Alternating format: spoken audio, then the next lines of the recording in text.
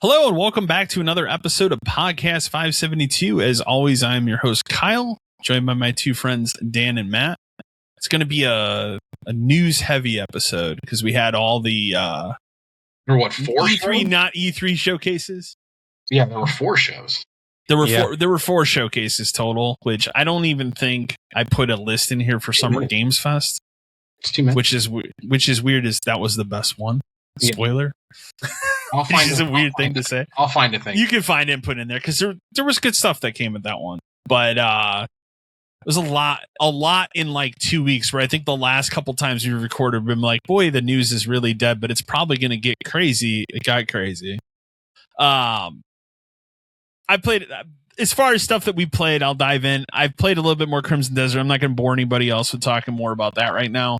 The only other things that I have played, I have started, thanks to Dan, let me borrow it, Bond 007 First Light. I am about 3 hours in now. Yeah, you're still at like the I'm early. I'm out of that. The last thing that I did now was the first like mission where you're still in training and advanced training, but you're in the club. Okay, you did that's the Hitman training mission, basically. Yeah, like immediately when I'm in that club and I'm moving through those people, I'm like, boy, this is like Hitman now. Because like up to that point, I will say, like, if you sat me in front of this game and you didn't tell me who developed the game, I couldn't tell you it was made by the Hitman people. Up until that point. Every other aspect of it so far is felt like its own thing. The game really bounces back and forth between both kinds of games. To the point where, like, I was talking to a friend of mine who's also beaten it, and it's like, this game is, because I finished it, I platinumed and all that stuff.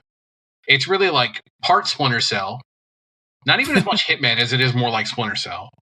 And then like a lot of that Bourne game from the 360 era, in terms of like the combat. The combat for sure, yeah. 100%. And then some Hitman stuff thrown in, but it's not as wide open as Hitman is. If you've done any of that club mission, like Bond can't walk around a level and kill anyone he wants. You know what I mean? No, it's not open-ended like that where you can just choke out any person you see. No, it's very guided to who you're supposed to be looking for.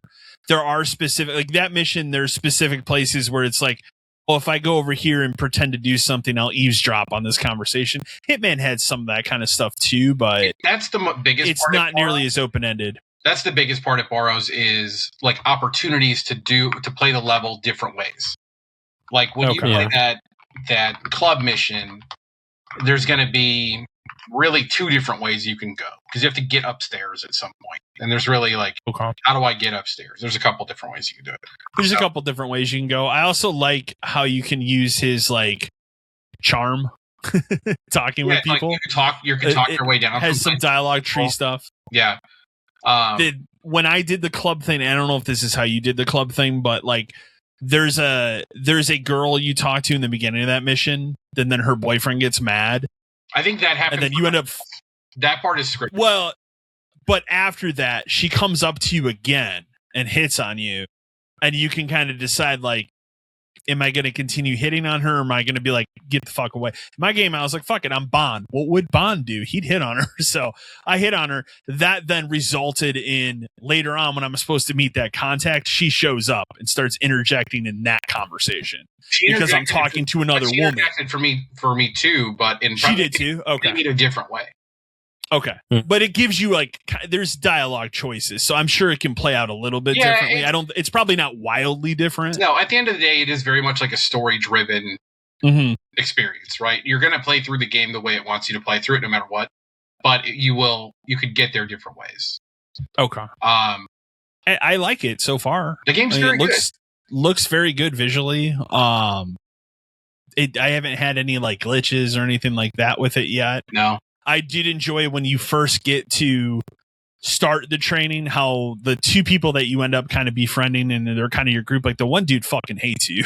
Oh, the homies? Yeah. And then he ends up just being your buddy after a while, like after that chase sequence. Yeah, exactly.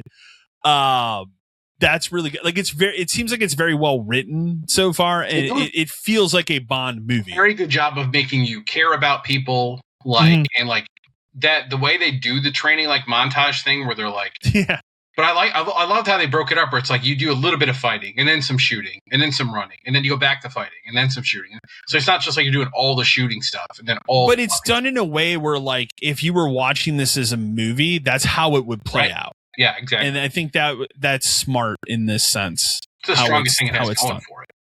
Yeah, it really feels like a Bond movie, but it feels wholly original at the same time. Because we've seen kind of Bond origin stuff before every time they've rebooted him a little bit, but it's not been at this level where we've gone this far back to where he's like training and all that kind of stuff. They've never gone that far back. Not where he's this young either. This is very far back. As it goes on, you're going to hit a lot of like the Bond tropes where it's like there's the Bond girl, but then there's also like the girl he like chats up and stuff, and she serves a different purpose. Like you're going to hit all those things. You hit there's like the mid boss, and then there's like the big boss kind of a thing. Okay. I will say like some of those don't play out perfectly, but sure, they're fine enough where they advance the story. Well, and I like this setup of, this was a program that existed that was shut down. They're reopening it and starting it over. So, well, that gives it some credit, some thing where they don't have to tell the origin story of the entire program. No, we don't have to go all the way back and explain everything. Like it pre-exists.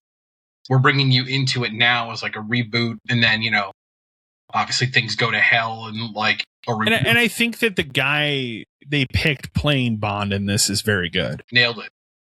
Feels like a new fresh Bond. Feels like young James Bond. Yeah, and it should be a young. For the story they're telling, it should be someone this young. Mm-hmm. So it'll be interesting to see whatever they end up doing with the movies, how young they go and stuff. Right. In comparison, so you're gonna have to keep those separate because there's no way in hell they're gonna be anywhere near connected. They're not gonna mix these. Although that's good. They shouldn't. Well, the only problem is like with all the stuff Amazon is saying about this game. They might, even though it's doing well, they might not even make another one. Like if you read the stuff they say, it really sounds like they don't want anyone else to make another one other than them. That's wild. Yeah, it's weird because of how successful this game's been, though. It's already sold 3 million copies. But you know what Amazon is like? They want control over everything they have. They do.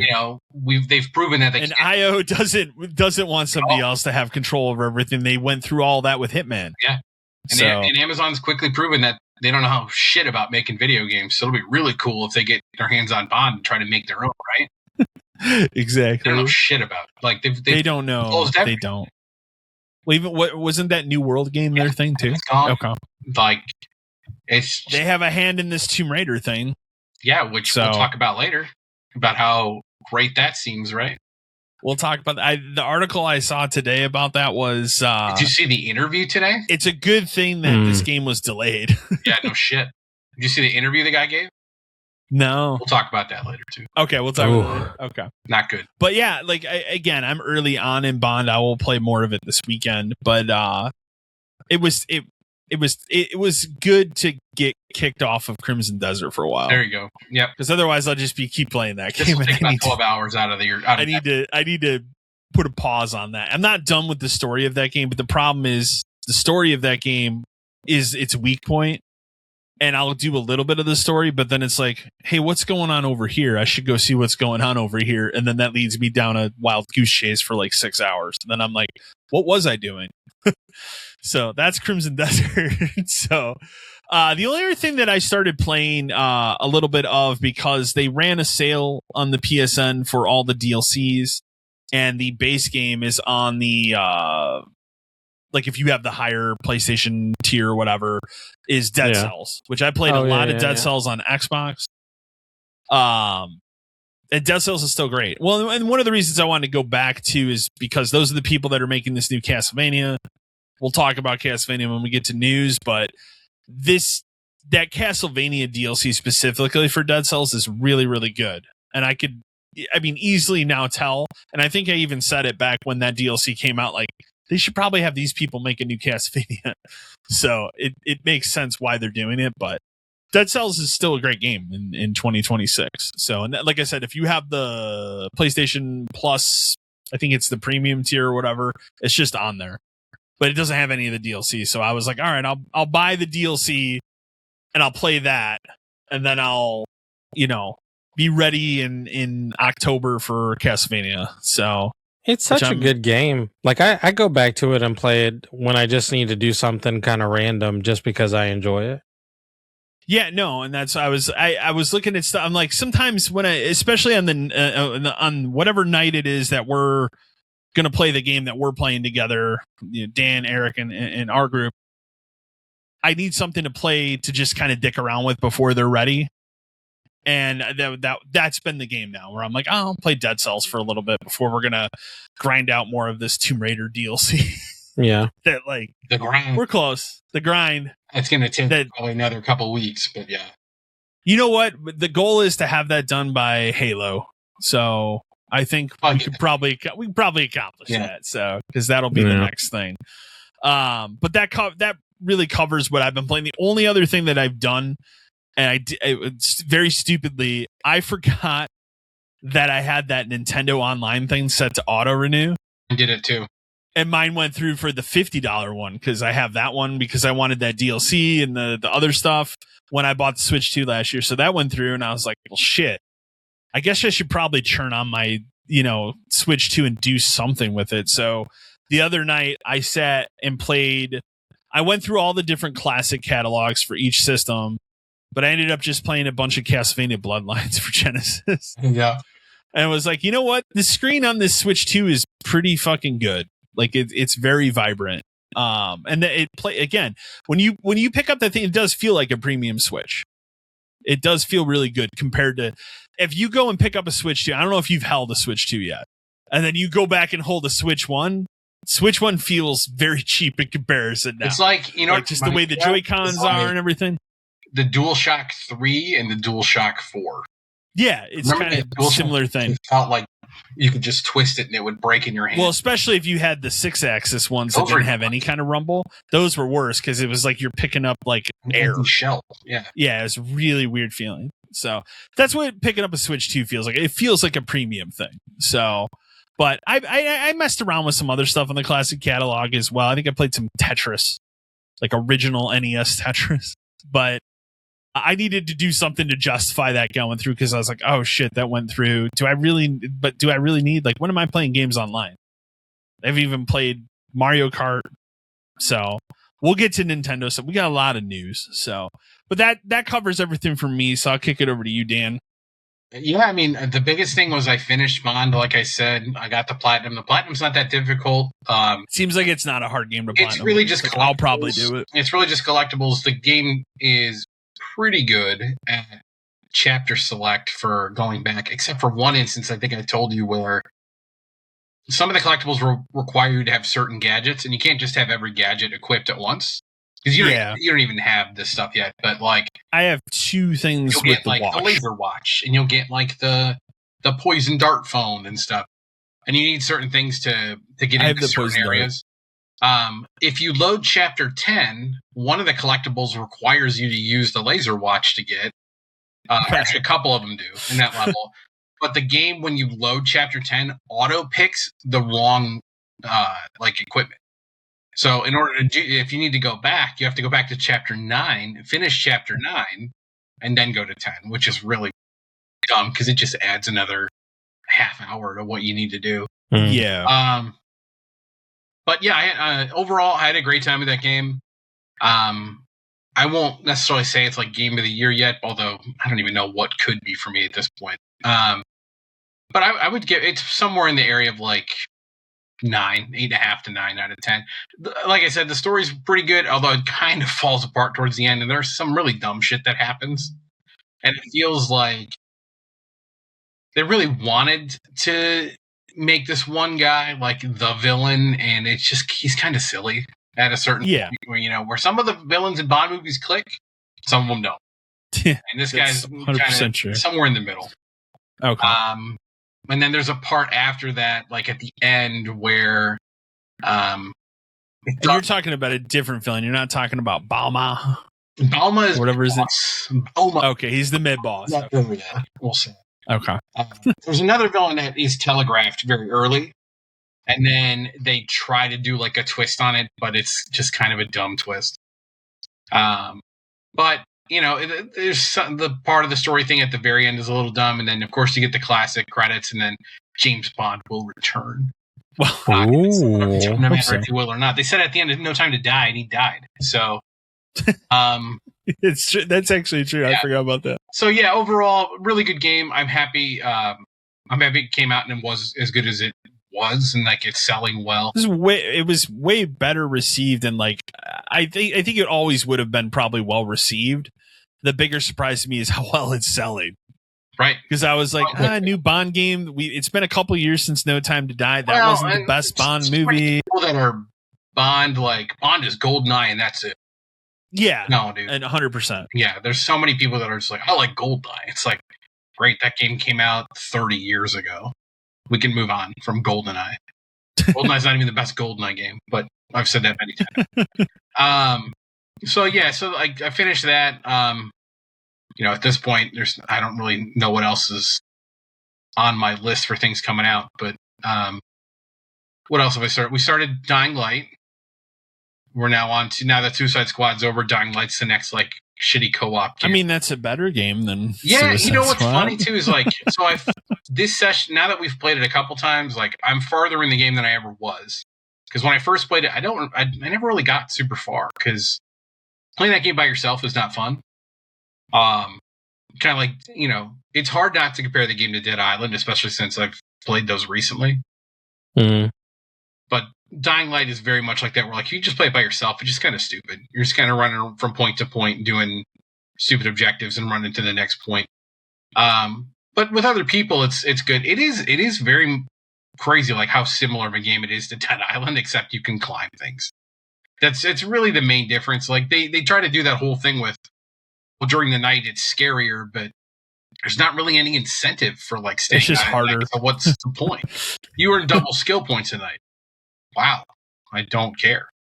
Like skill points don't really mean a whole lot because the skills are useless. It's literally just running from point A to point B. It does look very good, and it does control really well, especially considering how old it is. Yeah. It's got that Mirror's Edge parkour. But this game's fine. It's actually it's interesting to play a zombie game that I don't hate right out of the gate because like Dead Island and Riptide are terrible. I mean, we've always said like the beginning of Dead Island, the first one, like that initial like beach area and stuff is really good. Yeah, then it nosedives really fast. And then Riptide is just bad from start to finish because it's just more of that game. And then this is at least, I will say the one thing I don't like as much about this compared to Dead Island is in Dead Island, like you're always finding stuff, right? Yeah, like, drinks or money or stuff to like mod your pick up a lot of shit. There's a lot of shit. Dying Light, it's like maybe 25% of this stuff. You really have to go looking for stuff, which is important in a game where they want you to repair weapons and upgrade weapons, and things break constantly. So that's a little frustrating because then it's like every weapon I have is broken. So yeah, I don't like using it. And what am I going to do now? Use this wrench that doesn't work? And then the game like yells at you like, "This is broken. You can't use this." And then you have to go on your backpack and swap out weapons and all that kind of stuff. But I think this game's actually, I don't know. Have you ever finished it? No. Okay. I'm trying to figure out how it is. So when that game came out, I think they gave us PS5 footage or a PS5 copy when we were at GameStop, like a digital key for it. Or PS4. And then I think it's like somehow we also got Steam keys or something as well. Like I think we had both for some reason. That would make sense when we played somebody else. When we played it on PS4, like at launch, the game was kind of rough, and it was rough on PC as well. And I played very little of it. And I just couldn't get into it. Like, so I never really went back to it. Like I said, I played a little bit, I think, of 2 with Matt a couple years ago, but yeah, I have to say though, Dying Light 2 is way better controlled than Dying Light 1 was. And of course, I mean, 1 and 2, I can understand that, but I I really need to go back and work on 2 because I really actually enjoyed the gameplay and the parkour stuff on that one more than I did on Dying Light The 1. controls in the first one are a little weird. Like R1 is jump, which is really strange to get used to. Yeah. Playing other games. But then you can also like slide crouch and all this stuff. It just seems like they're trying to make their own control scheme, and it just kind of Yeah. not what you expect it to be. But yeah, so that game, it's fine. Like I said, it's better than the last 3 of these. Having played Dead on 1, Riptide, Suicide Squad, Gotham Knights, like all this other garbage, it's easily the best of these games so far. I was going to ask you, do you have any interest in this Square Enix Adventures of Elliot Millennium Tales game? I keep seeing stuff for it like all the time, but like I don't. It's like an Octopath type game. Yeah, right? I don't know. Like it's one of those things where like I would like to try it. Maybe it's one of those things I just added to my wish list and wait. Yeah. $100. I had it originally reserved on Amazon, and then I ended up canceling because I'm like, I feel like Black Friday it'll be cheap. That's another thing. Square stuff will go on sale.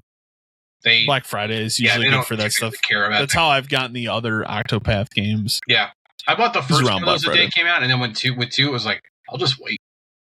I did not need to buy that right away. So no, I don't either. I have a steelbook for Octopath 2. I never got that. Maybe I should have got that, but yeah. But yeah, we're in a weird spot right now where there's not really anything major that I can think of like this month. No. It's kind of dead. The next things I have reserved are Halo, just to play with you. Halo. Control, because there's a steelbook. Control and is my next one. And then that Tokon like fighting game. And then I'm kind of... doesn't that have a date in like August? Yeah. Okay. But other than that, like I just have really that. So that's... My problem is, and we'll get to it in the news, but like obviously Control, that's probably my most anticipated thing out of Castlevania. And I'll get those 2 games, we'll talk more about it in the news, but too many of these games that I am interested come out the same fucking day. It's not even just that it's in September, it's the same day. Like I'm interested in that new Onimusha, but for me, I'm more interested in Control right away. So why do these need to come out the same day? They don't. We know why. We know what the answer is, but yeah, right. It's just you always get to this point in the summer where there's kind of a dry spell, and there really isn't like even because I thought, well, maybe on the Nintendo side of things there'll be something outside of Star Fox. Not really. So we'll get to that as well. That wraps you up then? Yeah, I mean little stuff here and there, but those are the 2 main things I've been playing. What about you, Matt? I played some more Clair Obscur. Not where too are you much. at in it now? So I just got through all the gestural stuff, and I just got the guy you can like ride through on the world map. And then I just figured out that he can break through like boulder areas. So I've opened up some more areas to actually get in. So I can't remember where I'm at right now, but I'm going towards the big number thing is where I'm trying to get through. Okay. I still really enjoy it. I need to like knuckle down and actually just tackle it for like an entire day to see how far I can get on it. But understand. And I got vacation time this week, so I think that might be my goal is one day I might just sit at my computer and try to blast through as much as I possibly can of it. It loves to sidetrack you though. It really does. Like I just got done doing the parkour stuff on the beach to get that guy the swimsuit. Like I don't know. Why? I don't know. It just seemed fun to do. Don't worry, there's worse ones later. I can imagine. So I think that's going to be my goal coming up this week. So maybe I can talk a little more about it next time. I did go back to playing Ready or Not because I realized I didn't get very far in that game. And to get through more stages, you have to like get a good score on the previous stage to unlock more stuff. And I think I'm going to buy the DLC for it because it always goes relatively cheap. Yeah, they usually have a lot of sales on it. Yeah, but in order to do that, I got to actually beat most of the game so that the DLC will actually unlock. So that's something I have to get done. So I got to stop being lazy and just actually play it. But that game gets challenging. I'm sure it because does. like I'm at this one part where I thought I got rid of everybody, and then like I just got gunned down every time. No matter how I enter this building, I just keep dying. So I had to take a break because after like 2 sessions, your team starts going to like they have to go to like therapy and stuff like that, or you have to like fire them and hire new people. Yeah. It gets a little crazy after a while. So I've been playing more. I played more to that. My youngest son actually went ahead and bought Princess Peach Showtime. So he's been forcing me to play that with him. I didn't really know what that game was, but it feels like a bunch of mini games for Peach. Kind of. And like, yeah. Dare I say, it's actually been quite entertaining. Like he literally comes to me and he's like, I can't beat this stage. And I'm like, okay, I'll take you a look at it. And it's interesting, the stage work that they've done. I haven't even actually like popped it in and like seen any of the story. I say that in quotations because I don't even really know what the story is. I've just been beating bosses because this kid keeps making me do it. But I think when he's done with it and like tired out of it, I think I'm going to pop it in and play it because I've actually enjoyed what I have played of it through him. So it'd be cool to see what that looks like. I did Fortnite. I don't know if it's a new season they just dropped or whatnot, but my oldest son keeps asking me to play with him. So I've been playing some of that in the evenings, and they just added these new sprites to the game that you can like. I'm trying to think. I guess they're kind of like medallion type things that help boost your gameplay inside of the actual game that you can level up. I really feel like this is just another cash grab for Fortnite. Like it's just, you're already making me pay twice what I used to pay for V-Bucks for my kid. Cause like, you know, now that they've changed the price of V-Bucks, you only get 800 V-Bucks for $9 now, which really sucks because there's nothing in that game that's $900. So I have to go up to the next tier, which is like able to get like the lowest thing.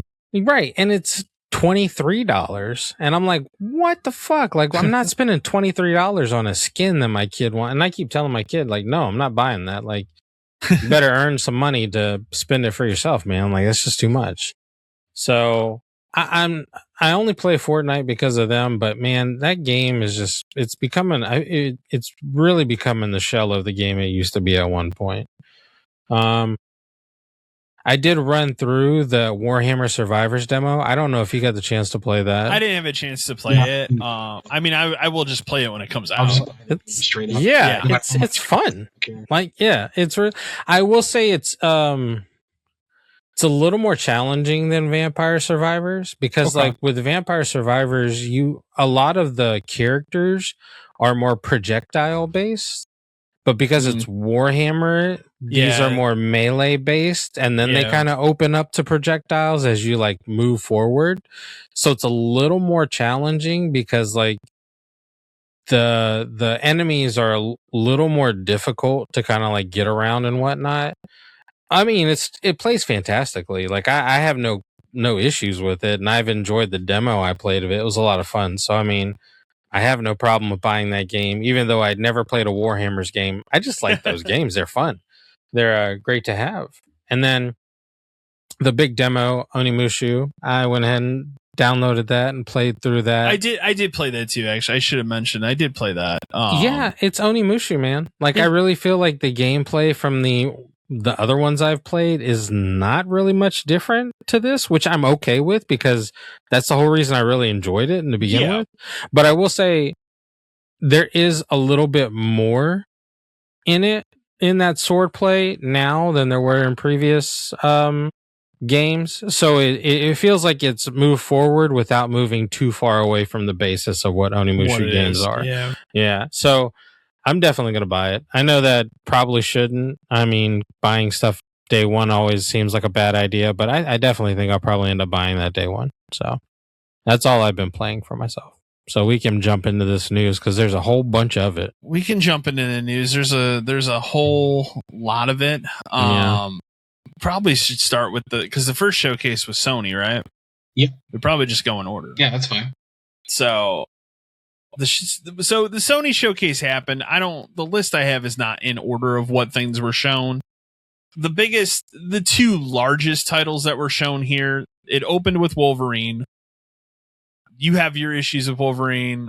I think Wolverine I would say at the end of the day, I think Wolverine looks fine. It's a game that I will play. I think Wolverine looks fine. I think it's a game obviously I'll play, but I really felt like watching it. It's like it's just another Spider-Man game. Like the problem with it is, and I get why, but it looks the same. It feels the same, even though he's a different character and stuff. Like everything about it feels like it's just another Spider-Man game. And I don't know what the hell their problem is, but people still people's faces are still wrong. Jean Grey looks bad. She doesn't look like the person. She doesn't look good at all. I don't get it. Like, what are we doing? And the other thing I don't like is obviously the blood and the gore and stuff is fine because it's Wolverine. That makes sense. But we have all of him stabbing people through the up the chin, through the face, all this stuff. Tons of blood, but no dismemberment of any kind. See, I feel like in that original trailer we saw dismemberment, right? Whenever they first initially showed it, but there was no dismemberment. In at most, cut off footage. A robot's arm at one point. Yeah. So I don't know. I have a feeling this game will just be you'll play through it and just be like, yeah, okay, they made a Wolverine game. But I think after that's over, it's I kind of wish they would have just made Spider-Man 3 and then just moved on to something else. Well, isn't the team that's making this the people that made Miles Morales? Because I would assume the main team is working on Spider-Man 3. You would hope so. But, they also had that, multiplayer one that was canceled. So who were those people working on? Yeah. And so who knows how far away, a 3 is. But I don't know. This game's going to sell well because it's Wolverine and people are going to be like, oh, I get to play as Wolverine. But it's also not open world. It's just story-based levels, which is fine, too.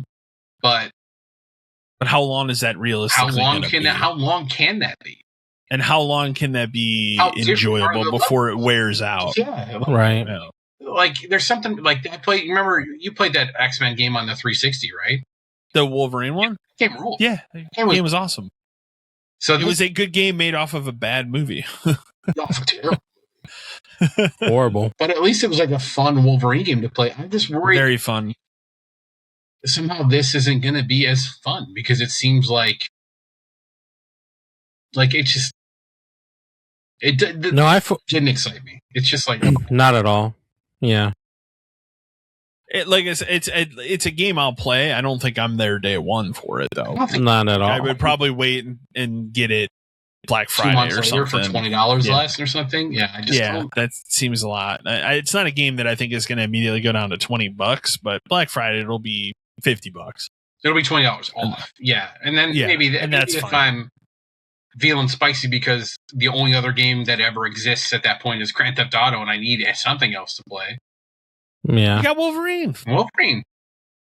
Got Wolverine. And again, like I said, these aren't the other big one. I'll leave for the last thing we talk about with Sony because that's its own thing. But the rest of these are not in order. They announced a new Until Dawn 2. I kind of figured as it was showing the footage that that's what it was because it was just saw the something prompts. In that universe, of those style of games. Because they made the Dark Pictures game or something. Yeah, I thought it was just another one of those. But for them to call it Until Dawn 2, I was like. Well, that game was successful when it came out. I do think that movie was also more successful than they thought it would be. Right. And then, and I told you I watched it. It wasn't bad. Yeah.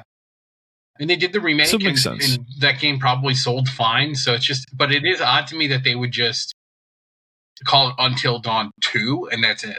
You couldn't have called it Until Dawn and then put a subtitle. Because then it becomes its own anthology. Until Dawn, Tropic Thunder. There you go. but giving it a subtitle puts it in Dark Pictures is its own anthology thing, and right. Anthology thing. 2 implies it's a sequel, but it's clearly not. It also it could be a placeholder thing. That title could change by next year. It might not actually be Until Dawn 2. They might come out and say, "Well, it's Until Dawn, blah blah blah." So. I could see them changing that. Right now, we're just calling it Until Dawn colon something would have been a better way to continue it on because then it could have had its own name. Yeah, I get that. But it's crazy that they're making it. I get that. But it's crazy that they're making it. I get it, but it's just funny. But is it as crazy as Stuntman coming back? That fucking blew wild. my mind, because as it was happening, I'm like, is this a Fast and the Furious game? Like, what is going on?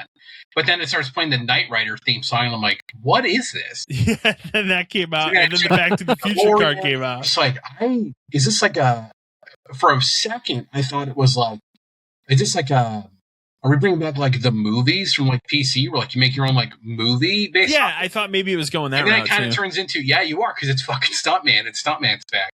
Stuntman in 2026, we're getting a new Stuntman game. That's insane. It's sad that I would tell you that was the biggest surprise. It was definitely the most shocking thing they announced, and like I'm very like low key interested in playing a new Stuntman game.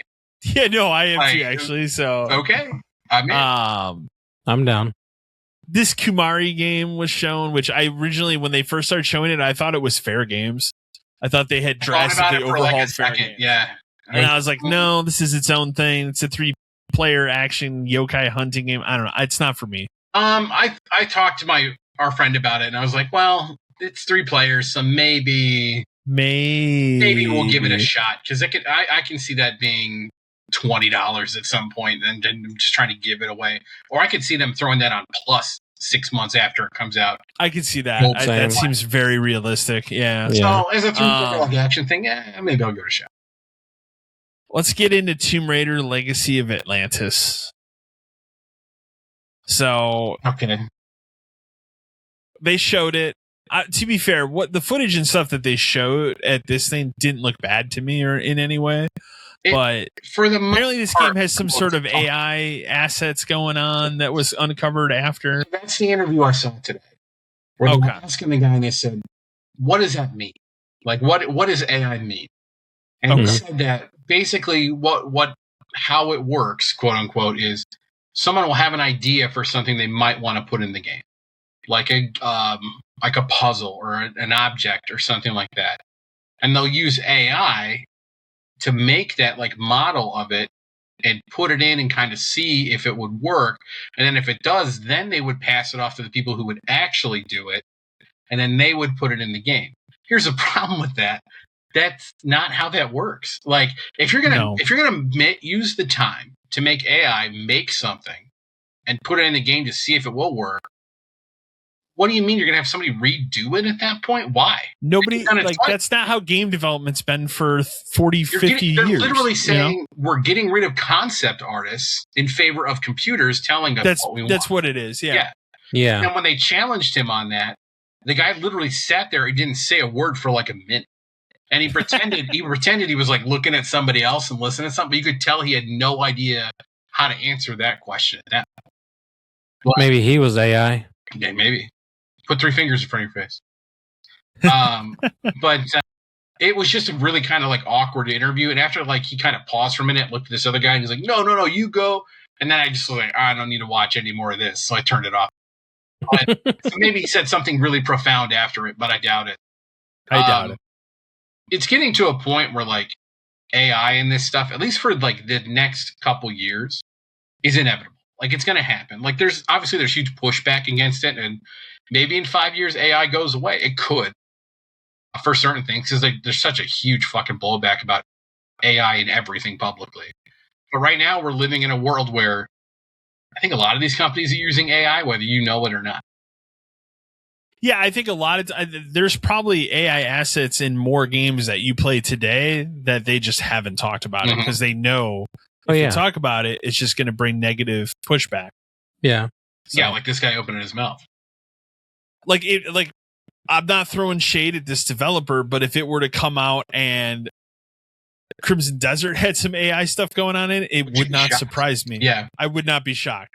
Again, I'm not saying that that's what's going on there, but it would not surprise me, just given the vast. I think any kind of game these days on that kind of scale, with the amount of content they're trying to push and the amount of different content, it has to exist in some form. And that's so do you think that this would be the last GTA game made with no AI? I guarantee there's some of it in there already. You think there's some in there already? Okay. This game's too big. It's too big. Think about the amount of people in that world. the amount of conversation those people have to have. Fair enough. World, and the interactions those people have to have in that world. And if they're really trying to push for like every person is a person, they can't all be done by people. I mean, I'll tell you, like most of the AI slot, or most of the not AI, but most of the slot simulator games that I play have AI assets in them, and they have to be upfront with that on Steam because that's a requirement now to tell you how AI is used in their game. I've just accepted that. Like, a lot of them are just using AI to generate like the video store game. I'm pretty sure uses AI to generate the box art for those videotapes. Yeah. It's given a prompt of words and it generates a picture based off of those words, and it makes a picture this big to put on a screen, and it moves on. Exactly. So I think there's a difference between something like that in a indie simulator. Later, we're making tiny little box art things that don't really look like anything if you were to really look at them up close. Against this game, this thing is making all of our assets and then deciding if it should go in the game or not. Like, holy shit, dude. That's a big difference. That's a big difference. And like, especially for a game that's essentially a remake of the first Tomb Raider game. What? So that game is out February 12th, 2027. I told you the thing I saw today was saying, well, it's probably a good thing that's been delayed. So, because the build that was out that this person got to play was rough. I saw some footage of some rough stuff in it where like she snapped into a T-pose after something. Like after interacting, it's like it needs more time in the oven. Rayman Legends Retold. This was leaked before the Sony State of Play, but that's out October 1st. Is it? And this is what I'm trying to figure out. Is it a remake of the original game? I think it's is it a remake of the Legends? Okay. Oh, Legends Retold. Yeah, Legends is a game. Isn't that the one that came out in like 2013? That was the sequel to Origins, I'm pretty sure. The sequel to Origins. Okay. Yeah, I think. I never played those. I think I've played a little bit. Like, they're very good. Like, those games also look incredible. But that was what I remember of those two games was the visual art style. Why isn't it a new remake? Because that's the world that we live in. Because we're all about remakes. It's all remakes and sequels every fucking game. Pretty much. We talked about the demo. Onimusha Way of the Sword is out September 25th. There's a demo now you can play. I will say of the like 10 sword fighting games, this is still my favorite one. Like one I actually there's a lot of sword fighting games. The rest of it, like, cool, this guy's got a sword too. It's like, this needs to fucking stop. There's too many of these games. When did we decide that this was what everyone wanted? Control Resonant has a release date of September 24th. That was shown here. This game has this weird thing where if you pre-order it digitally on the PlayStation Store, the deluxe version, you can have it 48 hours early, but that digital deluxe edition that gives you that 48-hour early access is exclusive to the PS5. PlayStation game, dude. You cannot do that on PC. You cannot do that on Xbox. I mean, I've said before, and then there was a trailer for this also at the Summer Games Fest as well. I don't need to see any more of this game. I'm already sold. It's super weird. Two different trailers. They were two completely different trailers. Yeah. I could not tell you anything that's going on in this game, and that's fine. I don't need to, like, I'll play it. They could have made whatever they wanted with Control and I would be there. So it looks awesome. I will say this footage that they've shown now, it looks like a playable video game, because the footage we saw last year when they first unveiled it, I told you, it's like, boy, this reminds me of the original Control running on PS4. And that was rough. Yeah, it was stuttered. This looks like a playable game now. So I'm at least excited about that aspect of it. But that is like my second most anticipated game of the year. So that is out September 24th. They showed Phantom Blade Zero. They keep hyping this up. I'm not interested in this game. I keep forgetting this game exists until they I'm in the same about way. It again. Yeah. That I think there was no date here, but I saw today they announced an October date for this game. So Phantom Blade? So for Phantom Blade Zero, I think it's September as well. No, it got pushed. That was the first game that's got pushed out of September to not hit this, Death Week in the end of September. Okay. Speaking of September releases, the next Silent Hill game, Silent Hill Townfall, Showed a new trailer for that here. This is also out on September 24th. You're the Silent This Hill doesn't look expert, like Silent Hill. It doesn't, right? This looks like Outlast. Like the entire time I watched this trailer, like in the beginning, that guy has this like IV hooked up to his arm, and so I thought it was Outlast when they first started showing it. And there's like one shot in the trailer where they show a foggy town, and I was like, oh, I guess it's that new Silent Hill game. I don't know. It's something where like I was not a fan of Silent Hill F. This looks to be deviating even more from Silent Hill than Silent Hill F did. I will probably wait and see. This reminds me of that period where they were really cranking out different Silent Hill games, and eventually it became unsustainable, and they had to like shut the whole thing down. Remember that? Well, they had Homecoming, Downpour. Homecoming is bad. I'm an apologist for Downpour because I actually like Downpour, which a lot of people give me shit for, but I enjoyed that game. It's really weird. But there was some other stuff that came out. Remember that was that weird PSP one, the book one. It's almost like they were oversaturating themselves, and then they really had to kind of kill it for a while. I feel like they're doing that again. Yeah. Dune Awakening, which has been out on PC for a while. That's that MMO. That's out September 22nd, of course. Don't need to really say more about that. They showed more of Marvel Token, whatever. Fighting Souls. It's out August 6th, so they had a release date for that. Yeah. Goblin is a cool character to play as in a fighting game. It seems like that, yeah. For sure. Carnage, like those are good ones. And then I think there's still one more team to reveal too, which is cool. So I'm sure that'll show up at some other event thing or something over the summer. They showed more of this game, which just looks so fucking disgusting. I'm really into it. Now this is the other side where like Silent Hill Townfall does not interest me. This 100% interests me. This game is going to do really well. I think it's going to do really well. It's just grimy, like it looks like a gore fest. Where's a but I've been waiting for the longest time for them to reveal some subtitle or something, and this is abandoned. Right. That's what I've been waiting for. It hasn't happened. Isn't there like kind of a part of you where you look at this and you're like, kind of gives me that vibe? Maybe? Yeah. Like that's what it's done every time. Yeah. And then I'm like, oh, ill. Because it was either that or when they first showed it off and it was just called ill, I was like, is this something Resident Evil related where they're going to blow it up and it'll be some full title? Yeah. And it's not. It's its own thing. So answer me this question, because this confused me during the conference. So they showed a trailer for this Lost Wild game. Okay. And I swear, at some point last year, there was a Jurassic Park game announced that was just like this. And I thought that was this. New Trespasser game. That's what you're talking about. Remember, yeah. Like Jurassic Park. I could have sworn that that's what this was too. And then as it kept going on, I'm like, oh, this must be that Trespasser game. Yeah. And that makes sense. And then it becomes the Lost Wild. I'm like, what the fuck is this?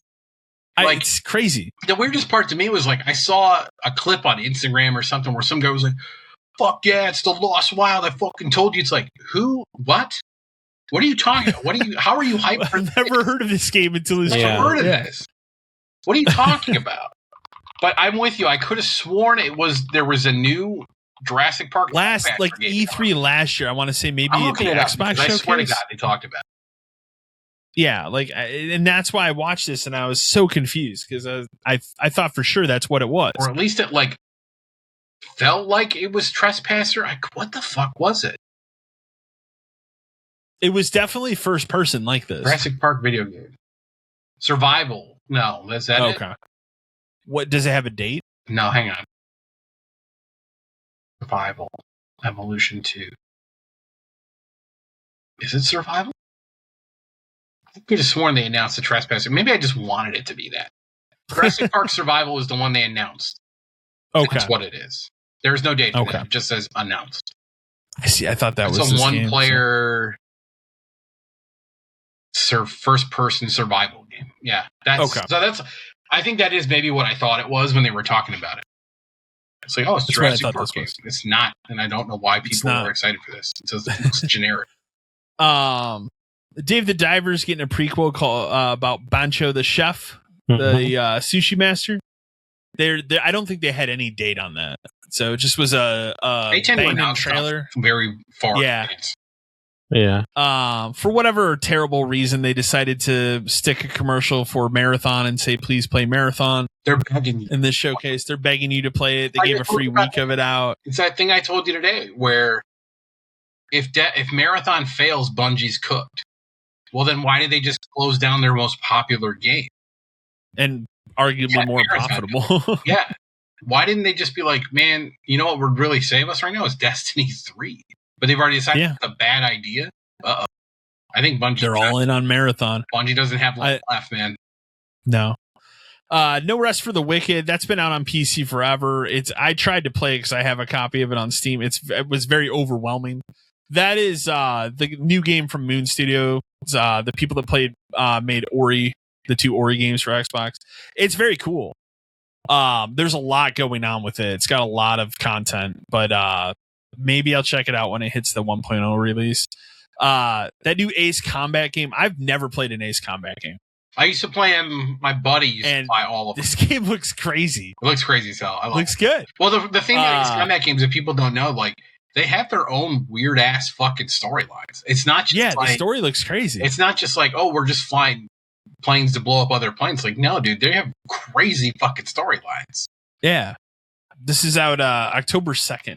It looks cool. Not something I'd ever probably pay full price for, but it looks cool. Are you interested in Dynasty Warriors 3 Complete Edition Remastered? I'm fucking amped for Dynasty Warriors 3 Complete October Edition 1st. That's the best. Why wouldn't I be? Game, dude. Like, that is crazy to me that we're getting a remake of Dynasty Warriors 3. Very excited for that. Are you excited to play RuneScape Dragon Wilds? No. Did we try that? No. We'll try it. It's free. I think I'm kind of interested in trying it.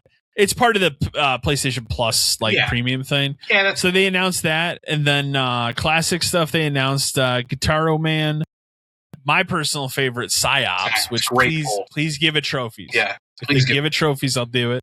And Onimusha Dawn of Dreams will be joining the classics library, and this is where we'll get into it. Somebody at Sony decided it would be a really good idea to end this conference on a 23 minutes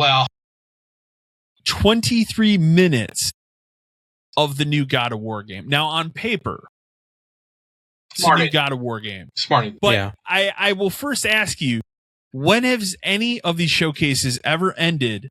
And I'm not talking about like, we're having this separate developer direct for Gears at the end of our showcase.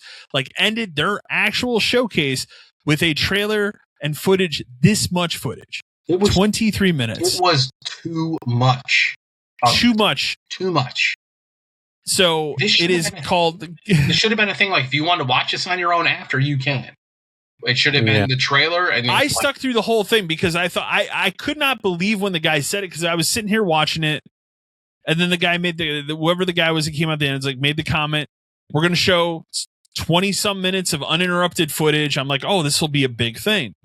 But then as it kept going on, I was like, this can't be the last thing that they show. Certainly they have one more surprise at the end. And that's what made me stick through the whole thing. No, this was how they ended the show. So it is called God of War Le Fay. Hopefully I'm saying that right. Lao Fei. You play Lao Fei. Okay. You play as Kratos' dead wife in the God's afterlife. Yeah. I guess that's what we're calling it. It really feels like they wanted an excuse to do whatever the fuck they wanted. You know what I mean? Like, to just put in any characters they could think of. Well, we can like explain away because she's dead. So we've got all these other gods from other beliefs and all this other stuff. And you know what, man? Fine. Like, do whatever you want, but like, it's just another God of War game. Like, it just.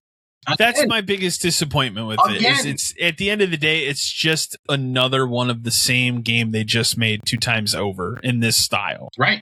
Mm-hmm. Except you're playing in his dead wife, which you don't know anything about. I've told you, I love the 2018 God of War. I thought the game was awesome. I made it through Ragnarok, but I thought that was considerably weaker as far as the story goes. I don't have any interest in this game. Like, as I'm sitting here watching it, and maybe it's because they showed me way too much footage, like an over amount.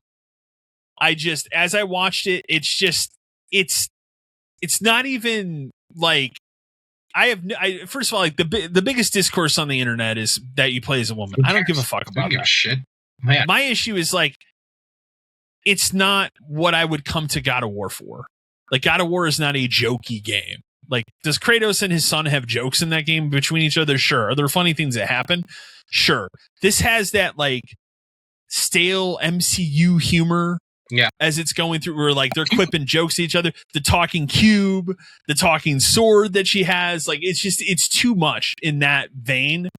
And the thing that kills me is like, I like Deborah Ann Wool. I like Jack Quaid. I love both of those actors. In any other circumstance, I would be there. But I after watching this, I felt nothing about it, and I have zero interest in playing. For this to be the thing that they close on when, like, where's Intergalactic? 23 minutes. Where was it? Yeah, where was Naughty Dog? Where was Intergalactic? A game that I would assume would be out next year, but I have a feeling this is probably taking its spot now. You would hope so, but they haven't talked about it since the day they fucking announced it. Not since that original trailer. No. Because that was at this time last year. Has it been longer? Longer. I think it's been 2 years. I thought it was 24 Game I don't think it was. I think it was 20. Well, we're in 26, aren't we? It could have been 24 Game Awards. Yeah, you know what? I think you're right. Yeah. So it's but been to not show anything else since is odd. Where is it? Like, unless they're saving that for the Game Awards this year. It's also strange that, like, you would have thought, you know, spoilers for the rest of the new stuff. Like, we would have thought we had a GTA trailer at some point, and it probably would have been here. Wasn't here. Yeah. There was nothing GTA anywhere. The Final Fantasy one would have been here. Wasn't here. Like, they didn't get anything big for this show. Castlevania wasn't here. Nothing was here. It literally feels like almost nothing was here. Wolverine is a game we knew about, and we knew they had to talk about because it has to fucking come out soon. Think about this one, because this is a huge partnership from the last many showcases for Sony. Resident Evil wasn't here. That was weird too. So, but like, those were all big ones that were pulled for Summer Games Fest. Surprises are after God of War are Stuntman Until Dawn. Don't have a lot for your. It just, I told you, for me, it was just a flat C. Incredibly basic show. Like, it wasn't terrible, but it wasn't good. No. C is fine. I think even C is a little generous, but it is what it is.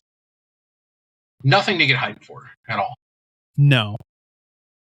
That's the Sony one. There's really, I mean, outside of their state of play, they probably had the least amount of news coming out in the last week, I would say, because it's all really been dominated by one thing, which we're going to get to. Fucking imploding constantly. No, they're not. They're not.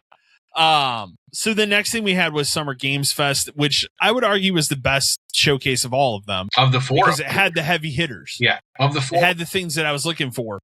And the funny thing is, this is the one showcase I did not, I didn't watch the Nintendo one either, but I didn't watch this one because on purpose, I said, man, Summer Games Fest is a bummer every year. I'm just going to walk my dog.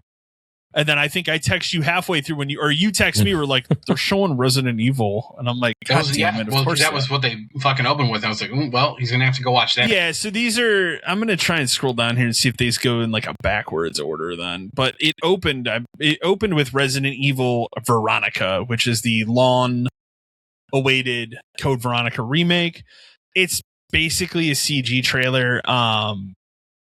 Confirming what the game is. It's out in 2027. There's no official date. I'm sure we'll see more of it this year, but there's really no gameplay in the trailer. No, it was that's fine. They're typical. We've talked about before, of the two games to remake right now, this or 5. This was always my choice for them to do. It was always probably the most reasonable one to do next. It's the safest choice. In terms of remaking all of these games, Veronica is closest to 4, 3, and 2. 5 is different. 100%. 5 is a game where they're going to have to remake it co-op. Can you imagine a world where they're like, we remade Resident Evil 5, but we took out the co-op? There's no way. It wouldn't work. I know, but would you be shocked if they did it? Would you be shocked? No, but kind of. I don't know, because it's a big part. If they gave you a bullshit reason where they're like, that's the experience. That's where I make the argument that they don't ever remake 5. Right, and that's because of that. Right. And that's why this is a safer bet. Because now once this is done, The only thing for them left to do is either do a remake of 0, which is probably or remake the original one, which I guarantee you they're already working on a remake of the original. But if 5 isn't next, I think 0 is next. I think 0 is next. I think it's actually probably 10 and then 0. Put an item box in it and I'll be excited. Is what I would say for 0. Then I will be very happy.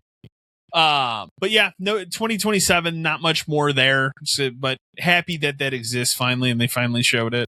The Cuphead thing. So they announced that they're working on a new Cuphead sequel, and then they also have this like NES style Cuphead game called Mighty Cuphead Adventure. Yeah, which looks cool. Both look cool. Remember when they were like, yeah, it kind of reminds me of that. Yeah.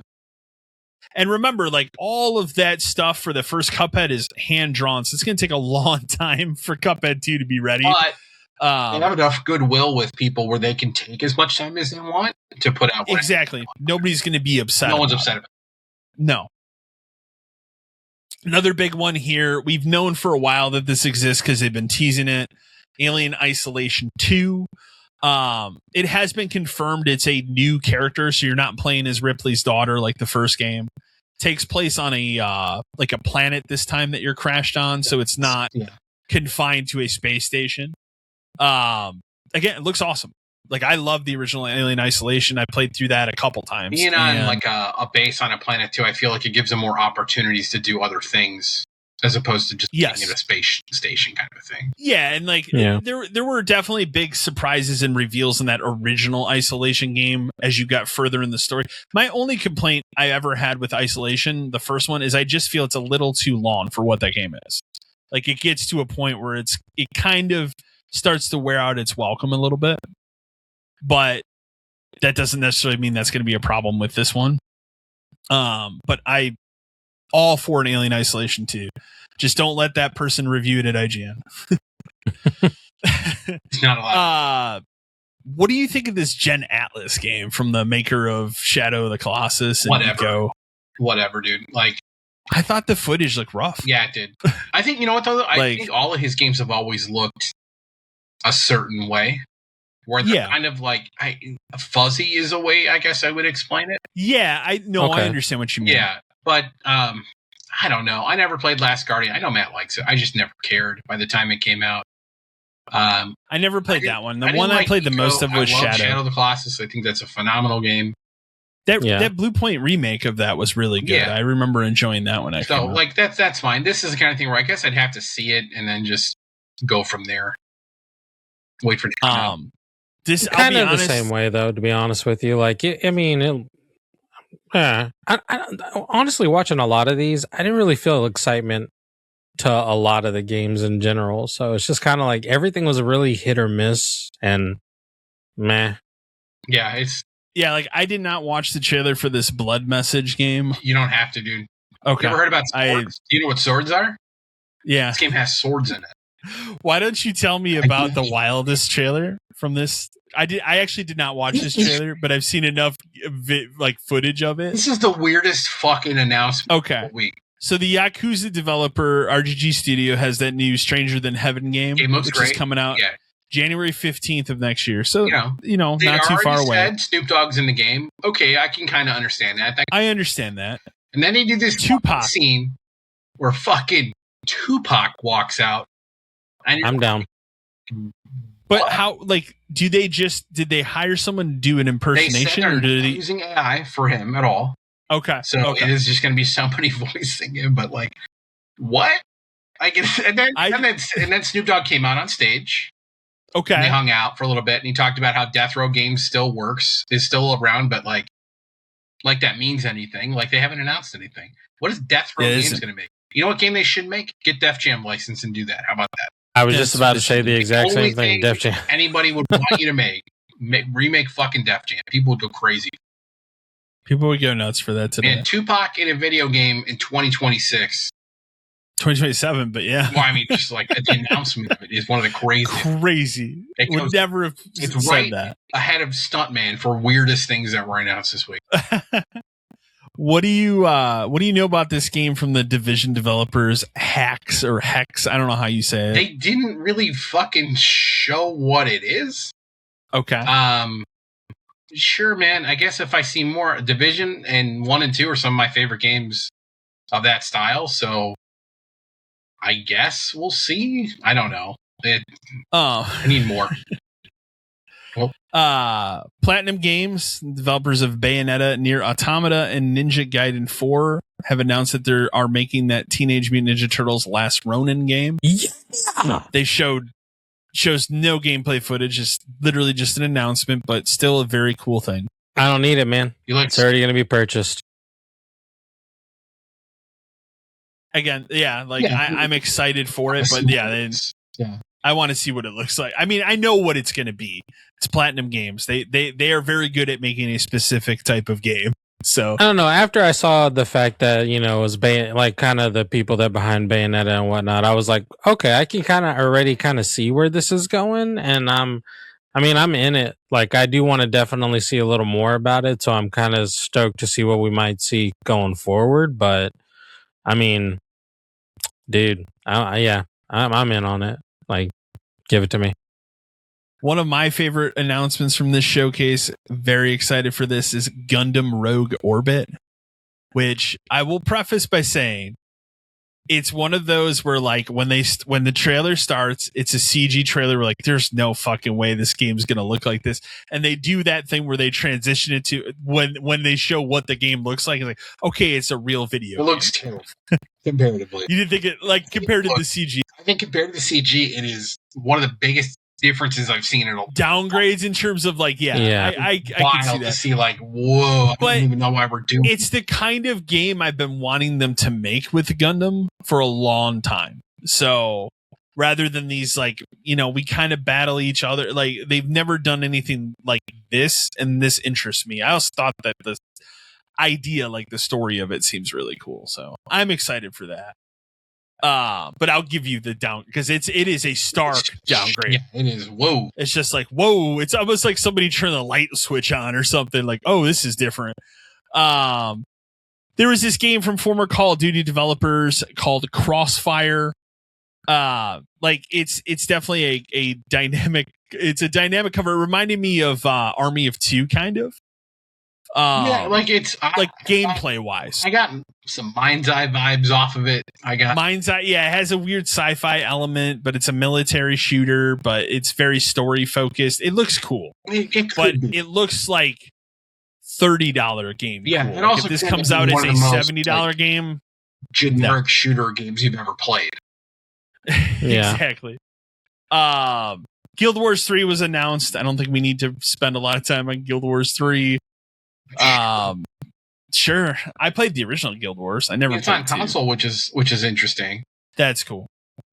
How about Virtua Fighter Crossroads? I mean, I love Virtua Fighter. It's crazy. Like, it's a brawler. Okay. I want that genre back. I love that genre of games. It looks cool. Yeah, it looks good. Chinese. They showed more of that RuneScape game. I don't think we need to talk more about RuneScape. There is a story expansion DLC coming for Mafia: The Old Country called Man of Honor. It's out in August. They showed like probably the briefest of trailers for that. It was like under a minute. So I couldn't tell you what that's about, who the character is supposed to be.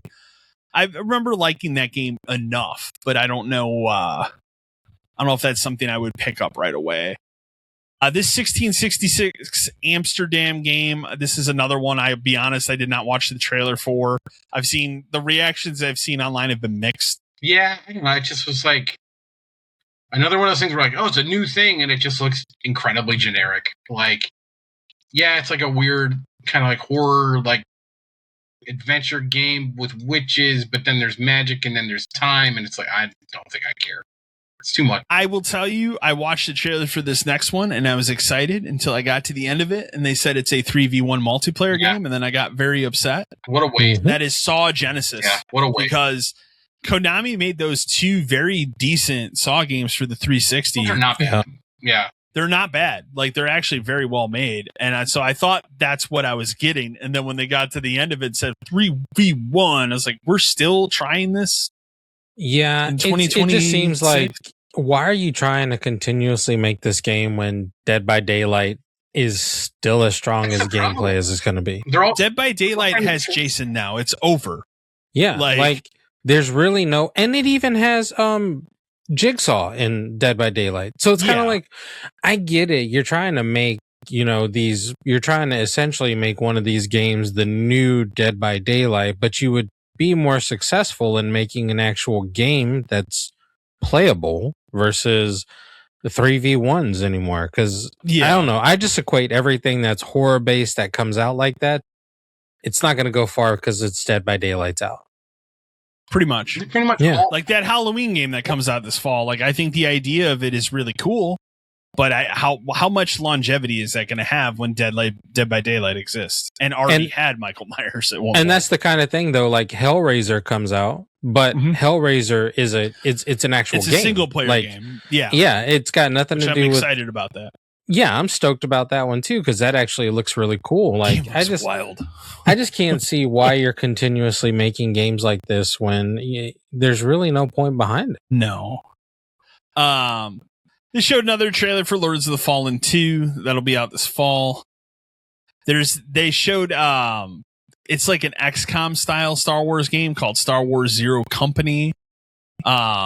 That'll be out. It's out August 27th. I didn't realize that was out this soon. Yeah, that's very soon. But that could be good. But again, the Star Wars license kind of in the toilet right now. So, Blood of the Dawnwalker still is looking interesting to me. The only reason I would hold off on it right now is because I'm kind of played out on that style of game right now with Crimson Desert. So I don't think this is a game I would jump into right away. I think it's out I think it's the beginning of September, right? It's like September 3rd or something like that. 'Cause they planted their flag in the sand way before any of these other people. So I think it looks cool, but it's the kind of game where like I also want to wait when it comes out, see what kind of reviews it gets, and then pick it up maybe after it's been patched a couple times because I just don't think it's going to come out of the gate and land right away very well. No. I think it's going to be a little rough. This Among Us story on Guard. It's a new standalone Among Us game. I never played that original Among Us game when it was like big and popular. It is exactly what it is. Like I could have thought that we were done with Among Us, but I guess not. I don't. Is that what the kids play? I don't think the kids are really into that anymore. Are they anymore? It's all Fortnite and Minecraft.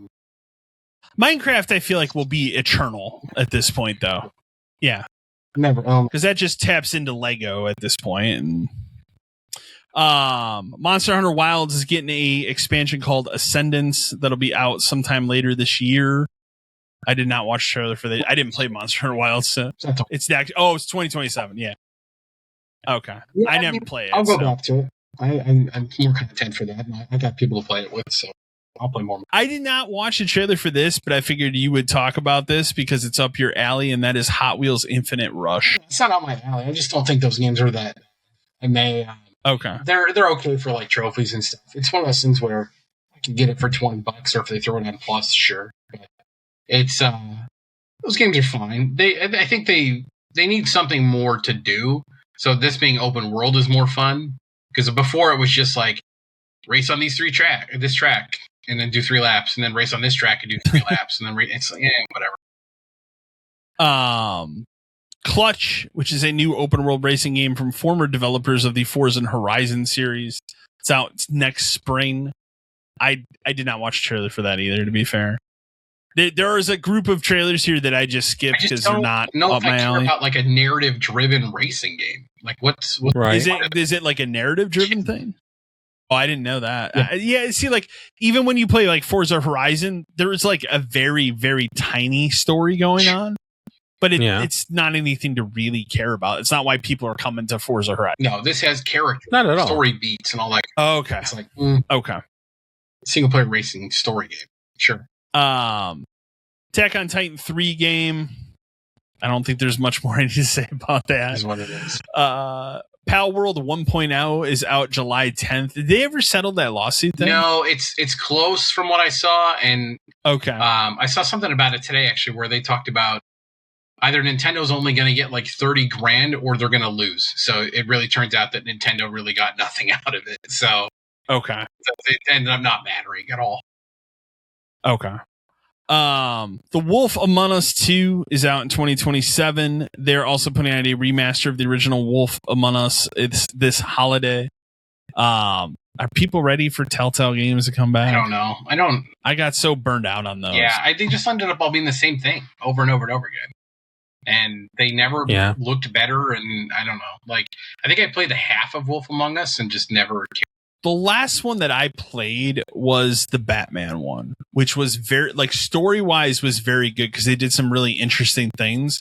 But the issues I had with it were it was like the 8th or 9th game at that point I had played with the same engine, and that engine was really starting to fall apart at that point. I did Tales from the Borderlands not too long ago. That game's fine. But yeah, it's just the same thing. Yeah. How about this Stellar Blade sequel? How much? I haven't played the first one yet, so it's like okay. So love it. I own it and I never played it. I do want to play it. So the big thing going around about this game is how the main character looks, because even I said when I watched the trailer and they first showed this woman's face, I was like, boy, she looks like she's about 12. Yeah. Mm-hmm. Not. The actual actress playing her is 33.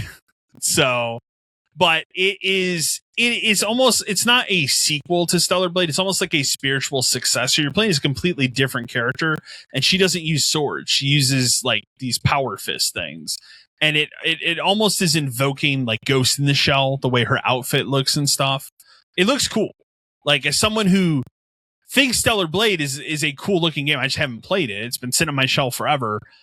This one interests me more just from its like cyberpunk world that they're going for. So I don't think they even gave like an actual date for it. I would assume probably sometime next year. It could be longer because Stellar Blade wasn't that long ago. So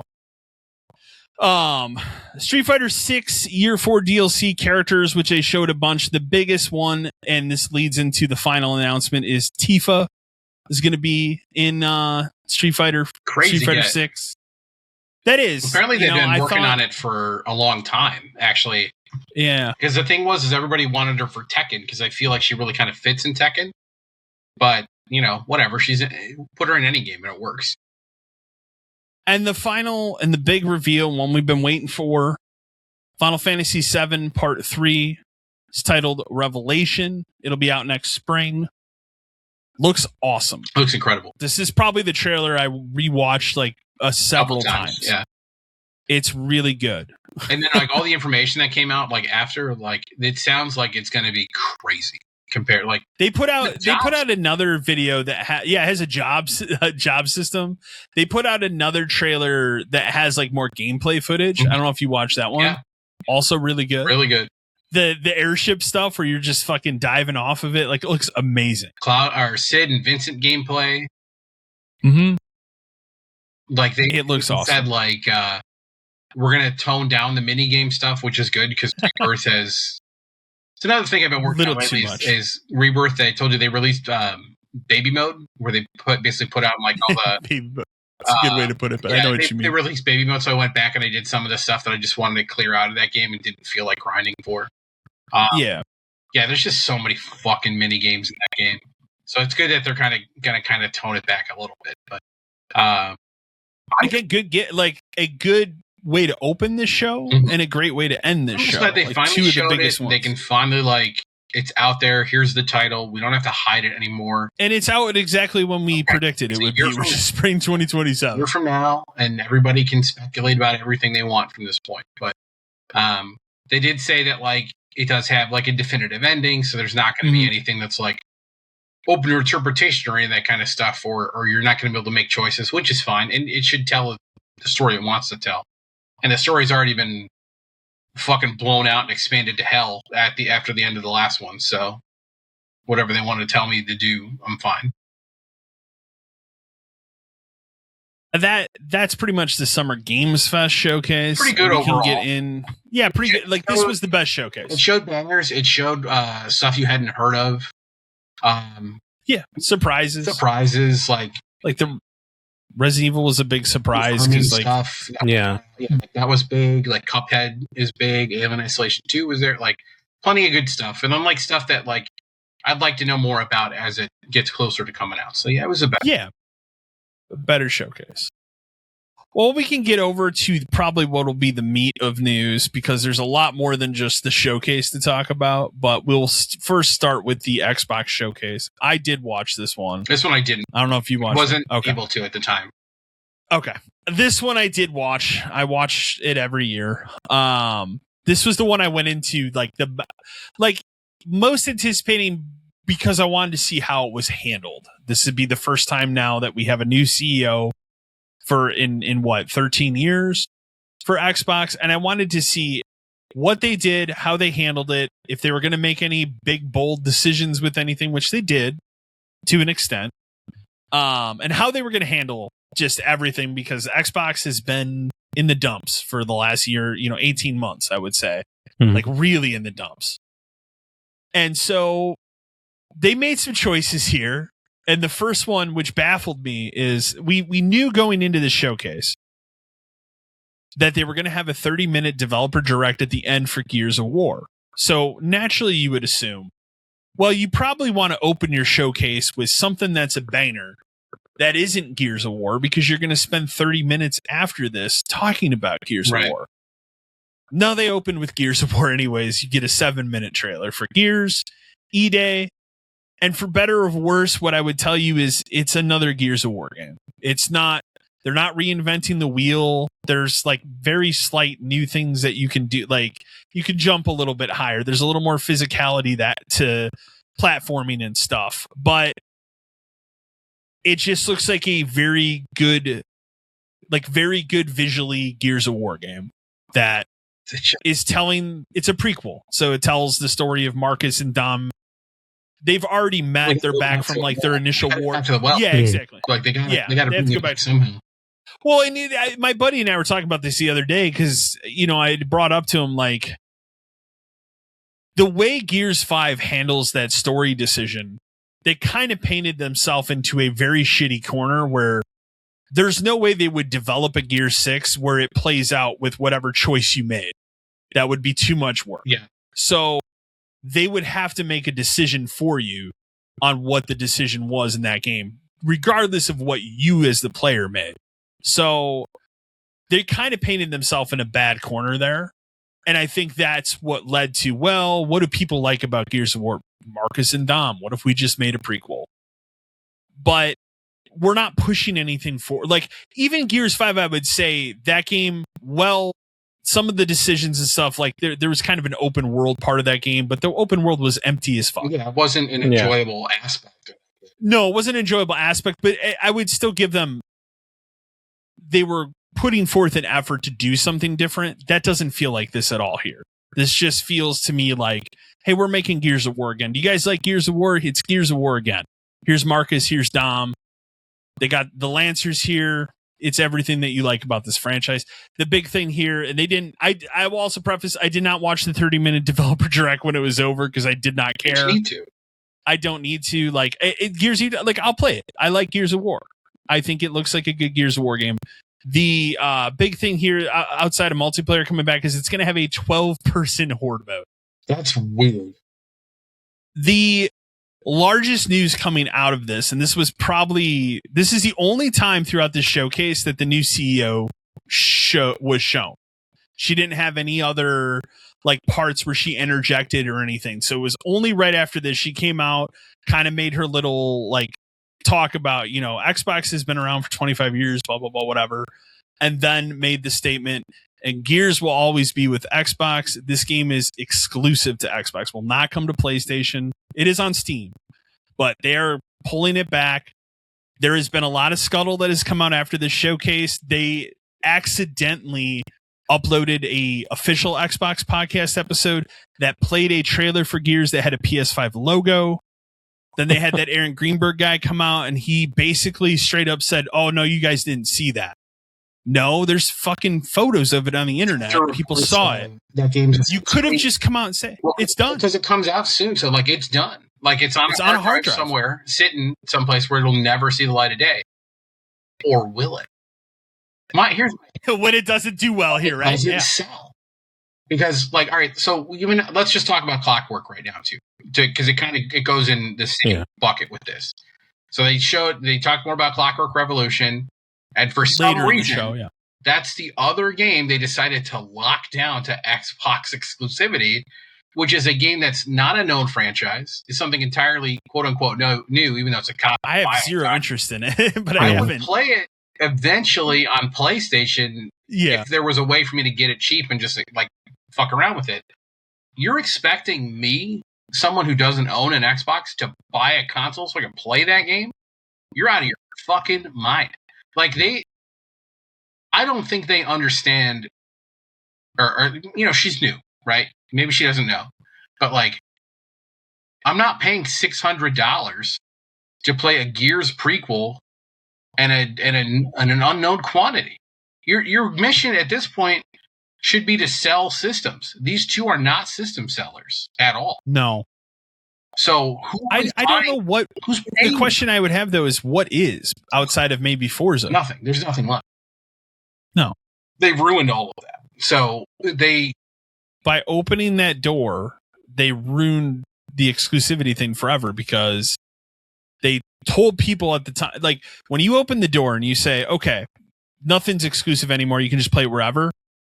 Immediately, nobody cares about your platform anymore. Well, and because they'll just play it anywhere else. We've always been on the side of, if you want to do it, then make everything 6 months. That's fine. Make Clockwork Revolution a 6-month exclusive. Make Gears a year-long exclusive. Doesn't really matter. But to lock them down, quote unquote, forever, that Clockwork Revolution, I'm telling you right now, whoever works there, start packing your desk. You're done. I agree. That studio is done. In Exile is the studio. Are they closed yet? Because they're about to be. Because no one is buying that game. Yeah. I would be shocked if that game breaks 100,000. 500,000. I would put it at the high end of what's possible. But the thing is, I think it's a game that a lot of people will just subscribe to Game Pass and check out and go, what's the Xbox install base anymore? They don't report those numbers, so we don't. They don't tell you how many on purpose because they're not good. We don't even know that. But that game will not sell. Period. If it was on the other as well, maybe it would have sold more, but it's not gonna. It's not going to. The issue I have with Gears is if they had never put that one Gears game out on PS5, to show that this is the plan, right? Yeah. The other problem is that port did not sell well at all on PlayStation. PlayStation fans don't really seem to care about Gears, at least playing that old game. Would they have maybe cared about playing a new Gears game? I don't know. Maybe. But locking that game down to just the Xbox and Steam, I don't think that's a good decision. And not in the sense of, exclusive sell systems. Nobody is running out and buying. There was that other article, I think it was from IGN, where they were trying to say they're struggling to make systems to put on shelves because of the demand. What demand? Every single fucking time I go into Walmart, they have the same dusty fucking Xbox Series X systems or Series X and S that I've seen forever. I can't picture any kind of demand for an Xbox. Who is running out? Yeah, who is running out to buy an Xbox right now? I don't know anybody. So I traded one of my Tune in. I don't even have Game Pass anymore. So I don't get that. And I think that was, of all the things when they came out and said that, when it started, I was like, oh, are they going to do this throughout the show? And then no, the only other game they pick is Clockwork Revolution, a game that is already not going to sell, is going to be a relic. So they started with that. They showed, and that again, that's the only time this CEO showed up in the entire showcase, was that one part, and that was it. The other weird thing, no message at the end. So Gears E-Day, we knew it was going to be on PlayStation, and then they killed it. But they didn't. We knew because the other one came out, right? Yeah. But it was a known thing. It was basically everybody knew. But that's the one they choose to kill, and not Fable, which is the one they seem to be trying super. The problem is, and they put this in one of the many interviews after, they have to fulfill the agreements that they've already had in place. Technically, outside of that mistake trailer, right, they have never shown a trailer officially that had a PS5 logo for Gears. So And I get they it. could pull that and not be a big deal. Whereas like Halo, this Halo campaign Evolved has been marketed from the get-go as a PS5 game. The trailer they showed at this conference Microsoft. said captured on a PlayStation 5 Pro at an Xbox show. Wild. A wild decision. Fable was another one. When it was announced, when they announced like it's coming out sooner, not the original like 2019 announcement. They did say day and date it will be on PS5, and they can't go back on that at this point. But I would argue if there was one game they could at this point that would maybe get people in the door, it would be Fable. Yeah. Fable's looking good. So, Fable was the next thing they showed. They did give it its official date here of February 23rd.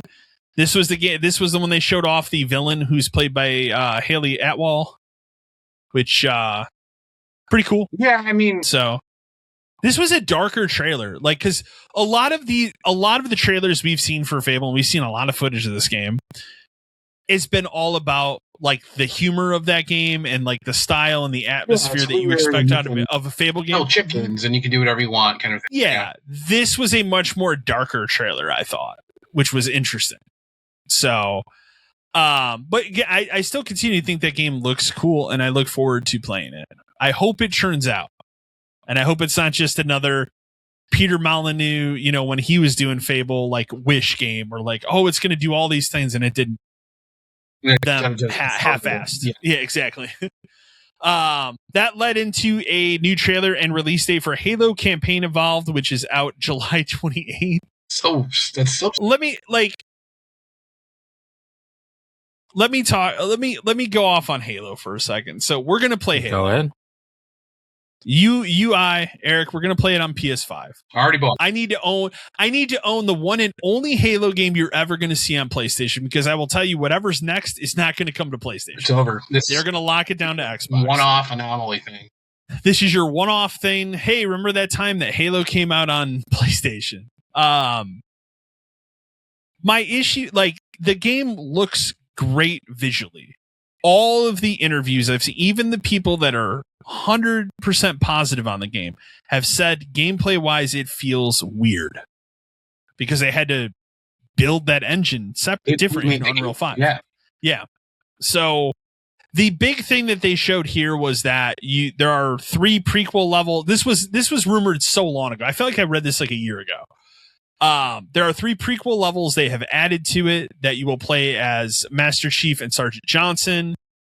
My issue with that is, like, if those levels are not great, you tarnish a masterpiece of a game. So I don't think anything needed to be added. It was weird that you took the time to give me 3 levels for a game I don't need, but couldn't put multiplayer. It's weird that this doesn't have multiplayer. You would think that would be like really the number bizarre. one draw seller. They could release that multiplayer as a game and not have the campaign in it, and people would buy. My bigger issue with this is, like, this is the first game under Halo Studios. It's just 343. They rebranded. I feel like now, because this is happening, it's going to be probably a decade until we see, even longer, decade or more, until we see a new Halo game with a new story. Is Microsoft? Because now at this point, they're just going to remake 2 and 3. Yeah, but for for Xbox. But, like, what is the future for this franchise at this point? This is the biggest franchise that they've squandered out of all of their big IP. It's locked to Xbox. There isn't one. I mean, that's going to be they're going hard. I also think if we go back to that decision, which I think is a mistake, this is not the right time to do it. The right time to do that is when you put out a new system, because it really seems like, and this came out afterwards, and that's one of the news articles we have, they're ramping up for Project Helix to be next fall, 2027. And I'm not surprised that they're pushing for it. I think we can all agree the Series X has been a disaster of a generation for them. Absolutely. Oh, yeah. More than the Xbox One. Absolutely. And they want to get away from that as much as possible. It would have made more sense to me. That would be the time to come out and make a statement of these games are all exclusive again for this system. We're locking everything down. Instead of locking it to this one, Right. that's a $650 system now. It's like that meme. I sent you that meme today where the guy's like, oh, this will go great. Those are like $150, $200 systems now, right? After 6 years? After 6 years, right? I mean, I look forward to playing it. I love the original Halo. It's my second favorite Halo outside of 3. So because it has online co-op, that's the reason why, like, yeah, I'll buy it immediately. That's fine. It's 4-player. Right, because we're original game never had because we're gonna play it. But as crossplay too, actually. Yeah, it is. But it's such a huge bummer that it doesn't have the multiplayer. Like, it's crazy to me that they wouldn't do that. At least it's crazy that it's just campaign. I know. Maybe for 2 they'll realize their mistake, but again, it's going to be an Xbox only game. So or have like the firefight mode on some of those original maps, like Blood Gulch or something. We talked about, just port the Master Chief Collection and be done with. That is what they should have done. We've said that all along. Yeah, that would have been better. That's what I would have wanted. But then they couldn't sell you the game 4 times. True. After that, they showed this spin-off Plague Tale game, Resonance, which is more action-focused. I didn't like the original Plague Tale. I think I played the original. I never played the sequel. No interest. Persona 4 Revival is out in February 18th. They showed a trailer for that here. They then also showed and confirmed in the briefest fucking trailer you'll ever watch that Persona 6 is real. It exists. No date, but it's no so information. Far away that don't even think about it, kind of a thing. Yeah, pretty much. I mean, the remake of 4 has to be out first before they even start showing you gameplay. This, I feel like, was more of a please stop asking it exists kind of a trailer. So as long as they don't Elder Scrolls 6 it, I think we're good. So I was happy to finally see State of Decay 3.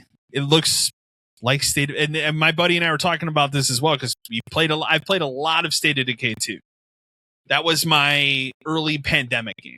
We played a shit ton of that game together, and this is the first time they've shown real gameplay of State of Decay 3. It doesn't look much better visually than State of Decay 2, and that, I mean, it's fine. What's weird again to me, this game's coming out on PS5 in that trailer. Another game at that showcase locked down. Could have locked that down, and I don't think anybody some sort of reason to do it. Yeah. Do you think future Forza games are locked down? I'm starting to question if we see Forza Horizon 6. The only reason why I argue it will is because of how well 5 sold. But if it would be dumb. But if the goal is to force you back into this ecosystem and nothing's an Xbox except an Xbox, they have to lock. They've never, and that's the key. They've never officially said that game was coming to PS5. So, they decided to again. I'm so tired of this at Xbox shows. They have this problem as well. We're on year 8 or 9 of Sea of Thieves. We're talking about new modes and shit. Season 20 of that game. Stop wasting time at these things. People who have played it recently, the game doesn't have any life in it. Like it doesn't have any legs to it anymore. People running around. Yeah. Like, so what are you possibly adding to this game that people need? We had fun fucking around in it, but it's not a game I would play every day. No, I would say the brief period of time we played with it, like I had fun. We got more accomplished, I think, than we originally did in that game.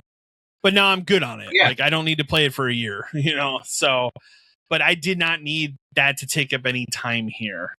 Yeah. Metro 2039, which was announced recently, has a February release date, so it'll be out next February.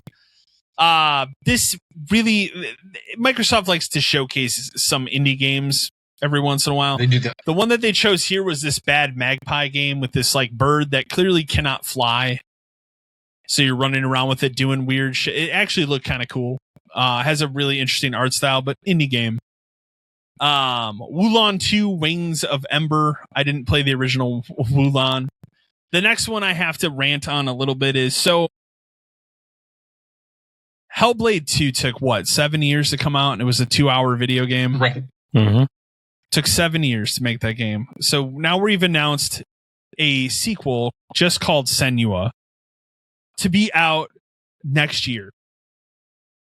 Is this game going to be a half-hour long then? Like I played through the first Hellblade. I didn't even finish Hellblade 2. I did not care for it. Like I can sit here and appreciate how great visually that game looks, the sound design for it. I just could not get into that game. I didn't finish it. And then I learned later it's only like 2 hours long. So after 7 years and all the development time, I remember how many showcases we saw where they would show this game off. They bring out those people with the big drums, bang those around. Like, they act like, and then like the franchise to end all franchises.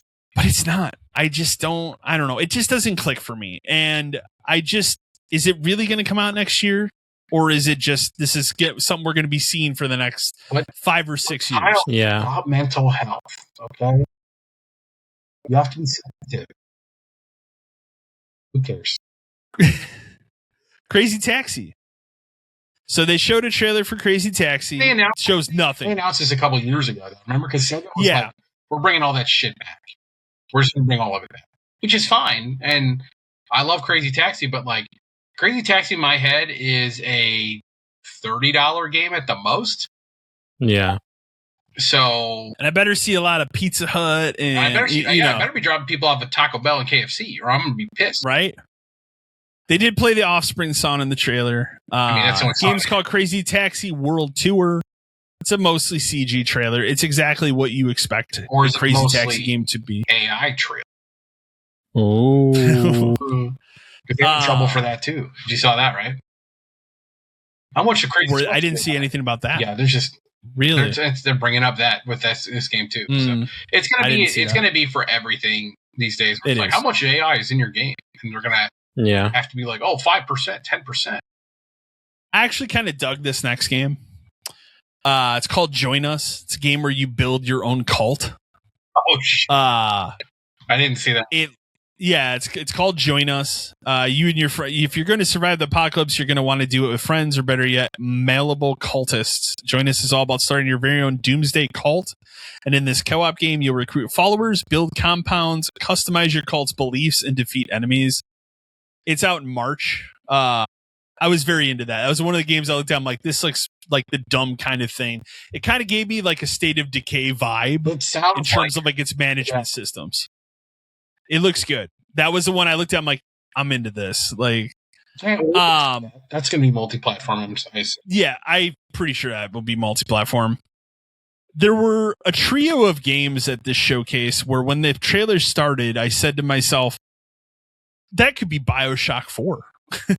Because they kind of invoked that kind of art style, but they weren't.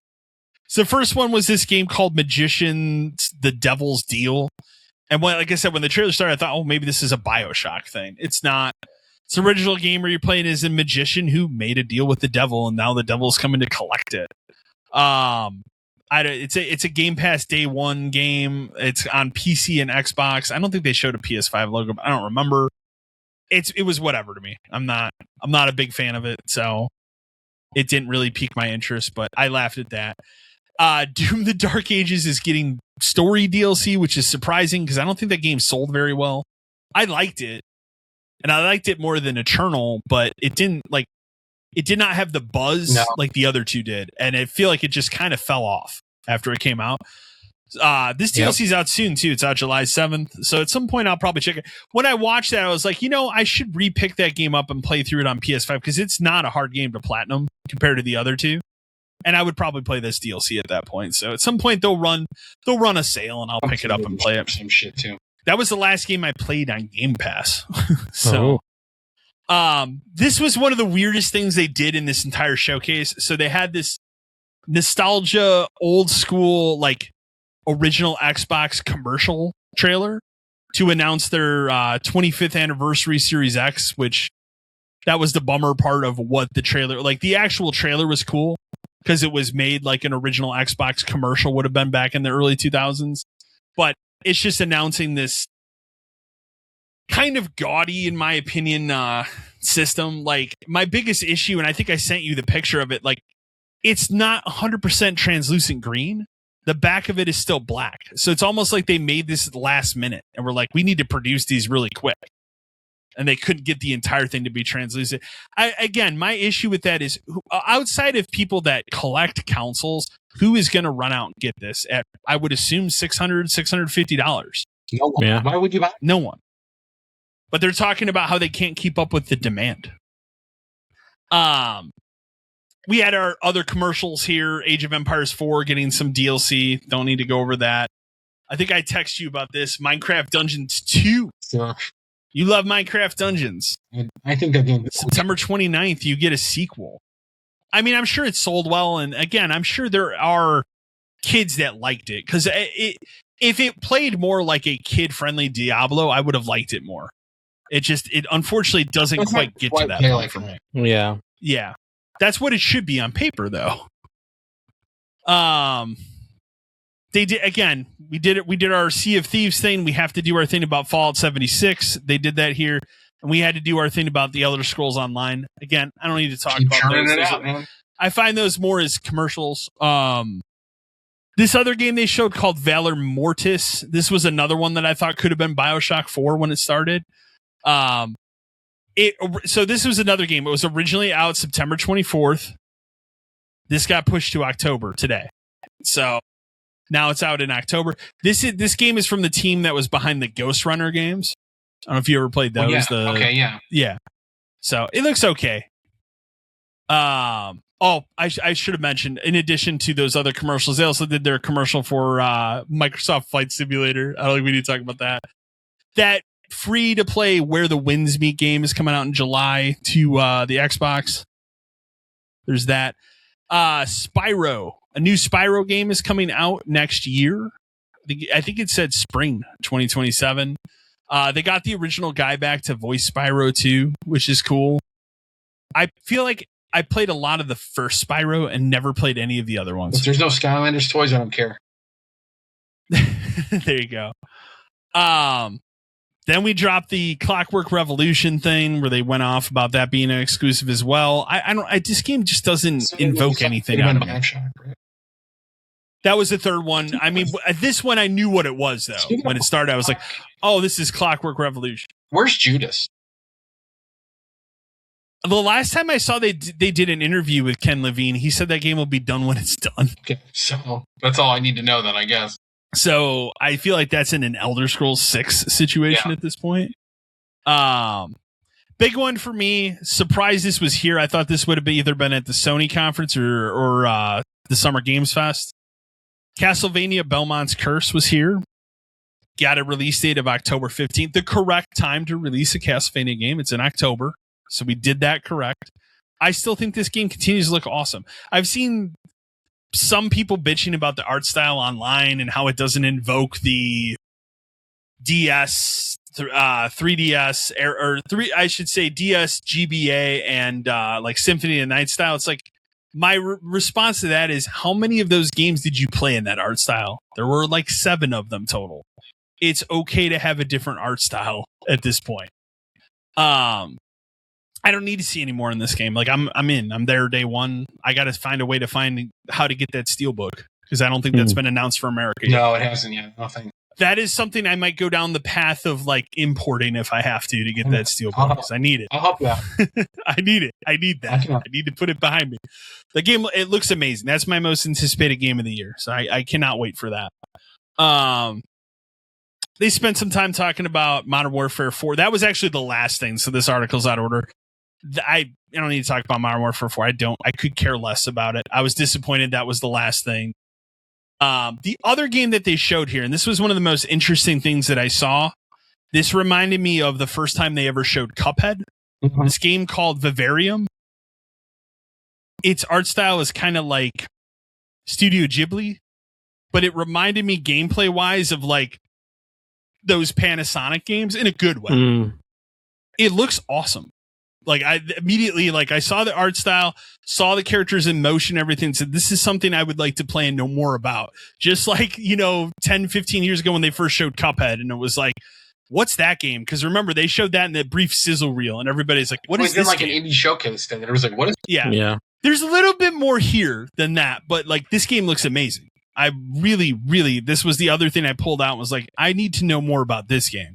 So hopefully there's more of this they show. It's out sometime next year. So that was the Xbox showcase. Like I said, I did not watch the Gears thing. I didn't need to see more about it. I didn't need to spend 30 minutes with Gears. I know what Gears is at this point. So I'm good on that. I told you and I'm being generous, as a games showcase, this one was also a C for me. But again, it showed me stuff that I am interested in playing. But if I were to rank this as a purely Xbox showcase, probably give it a D. Because that makes sense. What are you like? Yeah. We're making backwards moves. We're not showing anything like new and exciting that's coming down the pipeline. Like, we already know Gears exists. We already know Clockwork Revolution exists. There wasn't anything that was really new here that stuck out that I didn't know about and said, like, that looks really cool. That is a big thing. Like, Vivarium is a really cool game. That's an indie game. It's not a big studio game. So, and again, the backwardsness is ridiculous. And that gets us into there's a lot of just bullshit things that have been going on. I wanted to kick over real quick because this is kind of the meat. Some of our emails, because we had some as far as the Xbox showcase. So I wanted to read. We got Andrew from Las Vegas, Nevada. Hi, 572. I really enjoyed the Xbox showcase this year. It really seems like the CEO is pulling things around for the brand. The only thing I hesitate on is the exclusivity. I was really hoping that they would come out and add more clarity to how that is going to work going forward. And instead, I feel like they just continued to muddy the waters. What do you all think? I mean, that's exactly my issue. I think they should have clarified what they're going to do going forward. So here's the thing: is like, she is doing. I'm not going to say she's doing the wrong things. She's doing the things that are correct for them to try to get Xbox back on track somehow. Because it has, in the past couple years, ever since the everything is an Xbox thing, it's really like they've lost their fucking minds. So now that they're trying to rein everything back in, it's great, but the problem is it feels like it's too late. Like, we've raised the console prices. We went full multi-platform, which was fantastic, and now we're already getting rid of that. Like, yeah, I just don't. I understand the moves, but it really feels like this isn't the way. Not this fast.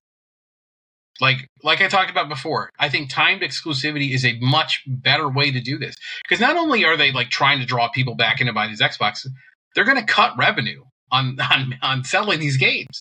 They're some of the best 100% games on the console.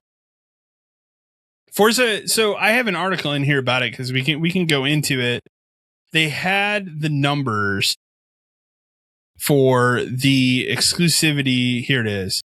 The PS5 ports of the Xbox games have all underperformed besides Forza Horizon 5. Which is the one that is the only one sure. that has been like and massively successful. Like, that's still, I think if you go on the PSN right now, it's still in the top 10 selling games. Those people kill for good racing games. The Gran Turismo doesn't deliver. Well, think about, and I was going to say, like, if you think about what's available on PlayStation, Gran Turismo is a completely different style of racing game than Forza Horizon. Forza Horizon is an open world. We can fuck around and do whatever, and it's awesome. That's not Gran Turismo. Like, Gran Turismo is more like Forza Motorsport. I think if Forza Motorsport is what they put out on PS5, I don't think it would have sold. Not as well. Not like Horizon. Not as well. So obviously we know, like, the two things that were not, like, there are still games that are coming for PS5. Like, we already know about Senua, we know about State of Decay 3, we know about Fable, Halo, and stuff. But the other games that have not sold well include Avowed, Keeper, which was that Lighthouse game, Kiln, South of Midnight, Hellblade 2, The Outer Worlds 2, Minecraft Legends, Ninja Gaiden 4, Bleeding Edge, I totally forgot about that game, Battletoads, and Towerborn have all failed to live up to expectations. Keep in mind, some of these games were only on PC. They weren't on PS5. Well, can I also tell you, we're all stuck in PC. I'm not shocked by any one of those not living up to expectations because they're all smaller games that were out on another console before they were on a PlayStation. I think Hellblade was originally a PS5 or a PS4 game, and then that studio got Ninja Theory or whatever. Then they get bought by Xbox, and then they made Hellblade 2 exclusive for a little bit, and then they relented on that. The only games that have sold in line with expectations are Forza Horizon 5. That's been their massive one. Right. That has sold over 5 million copies on PS5. The other two have been Flight Simulator, of course, and the Oblivion remaster, and that makes sense. That Oblivion remaster was huge when it came out. Well, and that's the thing too, is like if they decided tomorrow to drop Fallout 3 or Vegas on there would sell like crazy too. Certain games are going I to thought sell. when the Bethesda logo came up, they were going to do that. But I really thought they were going to do certain things are going to sell. Certain things are not going to sell. Their Shocked South of Midnight didn't sell well on PlayStation. Please. Come on. That game was never going to Never going to sell. Not at all. It looks cool. I did start that. Like I did play it? trying to like get into it. It's just it's weird, but not like in like I feel like it's one of those games where you have to get through the very beginning of it to get to the chunk that's actually worth it. But like realistically, if it doesn't grip you in the beginning, what's the point in continuing? You know what I mean? Yeah, exactly. That's kind of where I'm at right now when I tried it. So I don't know. Maybe I'll look at it more. That's how I've gotten as I've been older. Because like when I was in the 360 era, everything I'd be like, well, I got 1,000 this game. I gotta get all the achievements. Now I'm at the point where like if I'm not into the game within a couple hours, I shelf it and just move to the next thing. I don't have time. I don't care. Like Silent Hill F's a perfect example of that. Like after a couple hours, just like I'm just not digging this. I don't need to push myself through 20 hours of this to get a bunch of trophies. Like I don't care. So, I mean, so there's been a lot of stuff that has come out about Xbox this week. In addition to just their showcase, the exclusivity thing, they've tried to come out after and say like exclusivity is going to be decided on a case by case basis. I feel like that's what they said before. Yeah, that's exactly what it was before. Yeah. So it's weird for them to then just continue that talk track. Clockwork Revolution is an exclusive. I don't know who made that decision. Whoever's made the decision is wrong. Well, I've also said before, and I've been very public on this, that I think obviously this lady came in, some of the people that needed to go left. Like Sarah Bond clearly had no fucking clue what she was doing. She was out. She was ousted. I think Matt Booty needs to go too. What can you sit here and tell me he's done positively in the last 10 years as the head of the games part of it? Nothing. Underseeing like 27 studios. We're at a point where we're going to change the CEO. We're going to change mission statement, and we're going to change everything to try to get back. They're even talking about making Xbox its own division again. You saw that? Yeah, that was the other thing I put in here. Yeah, which if they're doing that means they're really fucking trying. Because the whole point was they moved it under Microsoft so that they could just write off all the losses and shit because it's just a Microsoft. Exactly.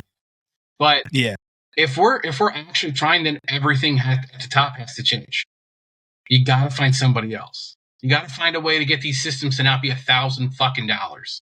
You got. That's one of the things that CEO keeps coming out and saying now is like they're trying to find a way for this new Project Helix system to not cost that much because they know people are not going to buy $1,000 system. There's no way. But I don't know how you can do it. Well, number one, when these components are 5 times what they were a couple years ago. That's the problem. Is number one, they're taking the disk drive out. That's gone. Forget about that. There's not going to be a disk drive. No. Number two, it's going to have minimum storage, 256 or 512.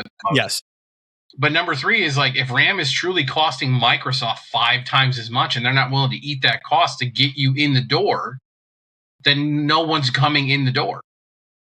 Exactly. If this next Xbox has the audacity to be $900, you might as well close the door. So I agree. No one is going to buy it. For what? What am I buying it for? You're going to make all my discs irrelevant. Any physical game I own is over. Because you're going to tell me, sorry, to cut the cost to $900, you can't have your backlog. You can have Game Pass. You can pay us for Game Pass. Hey, it's cheaper now. It's still expensive.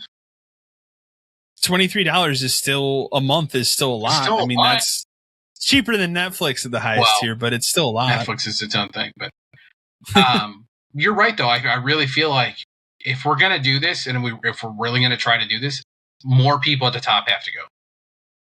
I agree. Like, it needs to be a clean sweep. Like, she's brought in some other people. I will give this lady credit because when she started and we knew what her background is coming from AI, I was like, this is going to be a disaster. And I don't necessarily think that it has been a disaster in the sense of her taking over. No, I think it's become a disaster because this lady has to clean up the mess that was left behind. And now we're learning how bad that mess was. Because again, they don't report this information. They don't give us these numbers. But now some of this stuff is starting to come out. I think, what did they say? They're like revenue percentage is like only 3% and has been that way for the last couple of years. It's like they're making nothing. So that's why it really felt like that other guy, the Microsoft CEO guy, it always felt like he was like, I'm done with this shit. I feel like that's what happened. Right. He put his foot down. Was like, we need to be done with this. We're either done with it, or we're changing everything and we're starting over. And someone somewhere they finally were like, okay, we'll give it a shot. We're out. All these people are leaving. We're going to put her in and we'll try. But how long do they have to try? 5 years? Yeah. Until the PS comes out, and that will sell.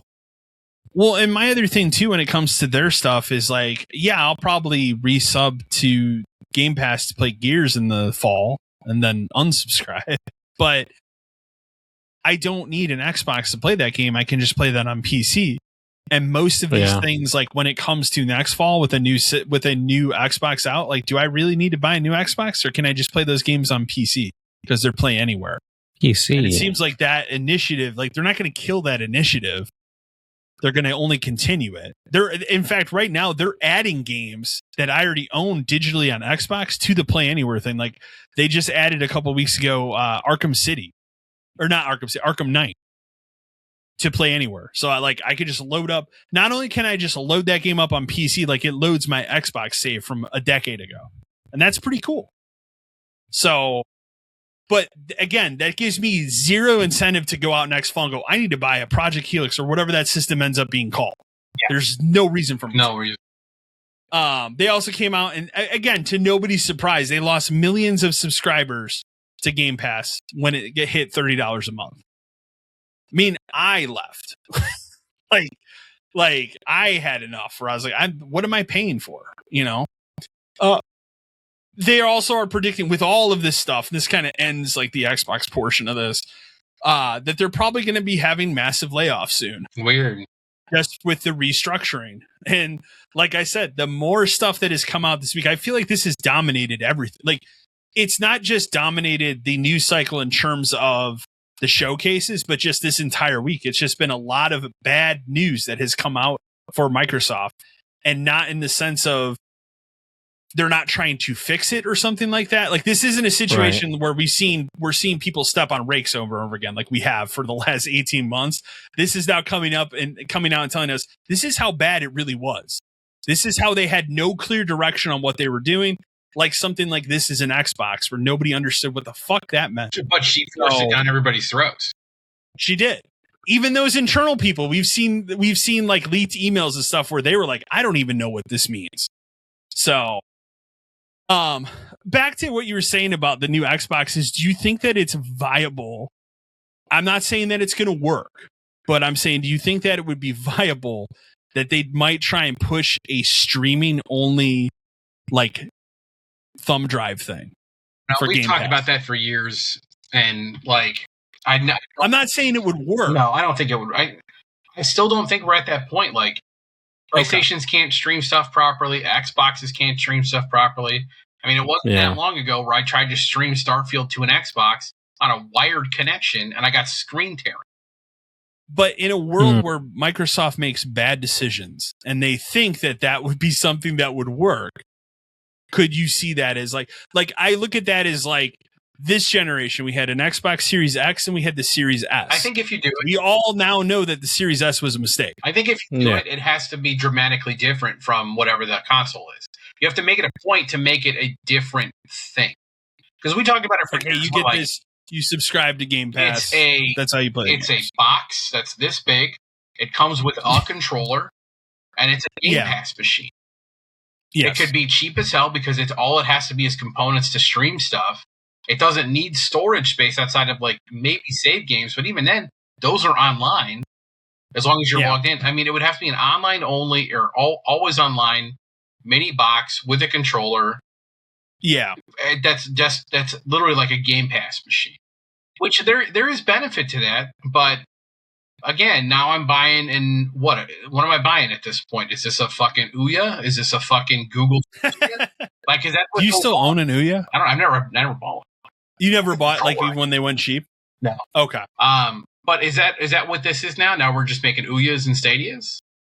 Like, I don't know. It's what's the point? If I can do that, then why isn't it just like a thing I can go on my computer and sign into a website and just stream the shit on my computer? Right. You know? And the biggest issue going over all this Xbox stuff is like I put out a video on the channel, recapping the Sony one, and I did a recap for the Xbox one. I did not do one for Nintendo. I did not do one for Summer Games Fest. The Sony one I put out, most of the comments I got, people agreed. They're like, yeah, whatever. For whatever reason, the Xbox one, man, I might as well told those people to go fuck themselves. Like every single comment I got is just like, we didn't watch the same, showcase or whatever. I'm like, I don't know what these people were seeing. I guess the only people left are on Xbox's side. The hardest of the hardest. Yeah. Left. Like we're like in the 90s and it's Super Nintendo and Genesis or something. Like I don't understand that in 2026, I guess. Like, I don't know. That is all the Xbox stuff. I'd be interested to see more of this stuff comes out. They apparently have an additional 100-day plan they're going to start rolling out. I assume that plan probably is going to involve these layoffs that are being rumored, and that doesn't surprise me. So, yeah. 100. Yeah. The last showcase we have to talk about, I did not watch this. You had texted me midway through it and said, this is garbage. It was incredibly fucking boring. Like, Nintendo had to have their June. They keep in mind, this is the year anniversary of the Switch 2 coming out. They had to have their June Direct. We knew it was coming because everybody else was going and having their showcase. They do it every year. But you would think this would be the time. As a Switch 2 owner, like, it's been out for a year. I've had Mario Kart and then other games that just have not interested me. Like Metroid Prime 4 isn't even a Switch 2 game. It's a Switch 1 game. I'm not interested in what Pokopia, is that how you say it? Pokopia, yeah. Pokopia. Okay. And then there's that Yoshi game that just came out. Here, I'll run down the list since I watched. You run it down. So first thing they showed, Rhythm Heaven Groove. Okay, fine, Rhythm Heaven game. This is a Switch 1 game that was announced years ago. Okay, fine. It's finally coming out. Great. Rhythm Heaven and this is what opened the showcase? Yes. Okay. Rhythm Heaven games are fun, but again, this is a Switch 1 game announced years ago. Next game, Onimusha Way the Sword's coming to Switch 2. Okay. A port that's not going to run super great. It'll run fine. Is it day and date? Yeah. Here's the thing about all these like Switch 2 games is like, they're not going to run the same. They'll run fine, but they're not the same. Everyone has to understand that. So then they do that. Then they do Dragon's Dogma 2. That's not going to run. As I told you, that game runs decently if you have a PS5 Pro. Right.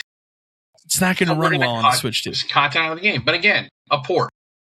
Next thing up, Devil May Cry 5, Devil Hunter Edition. A port. Look at that. Wow.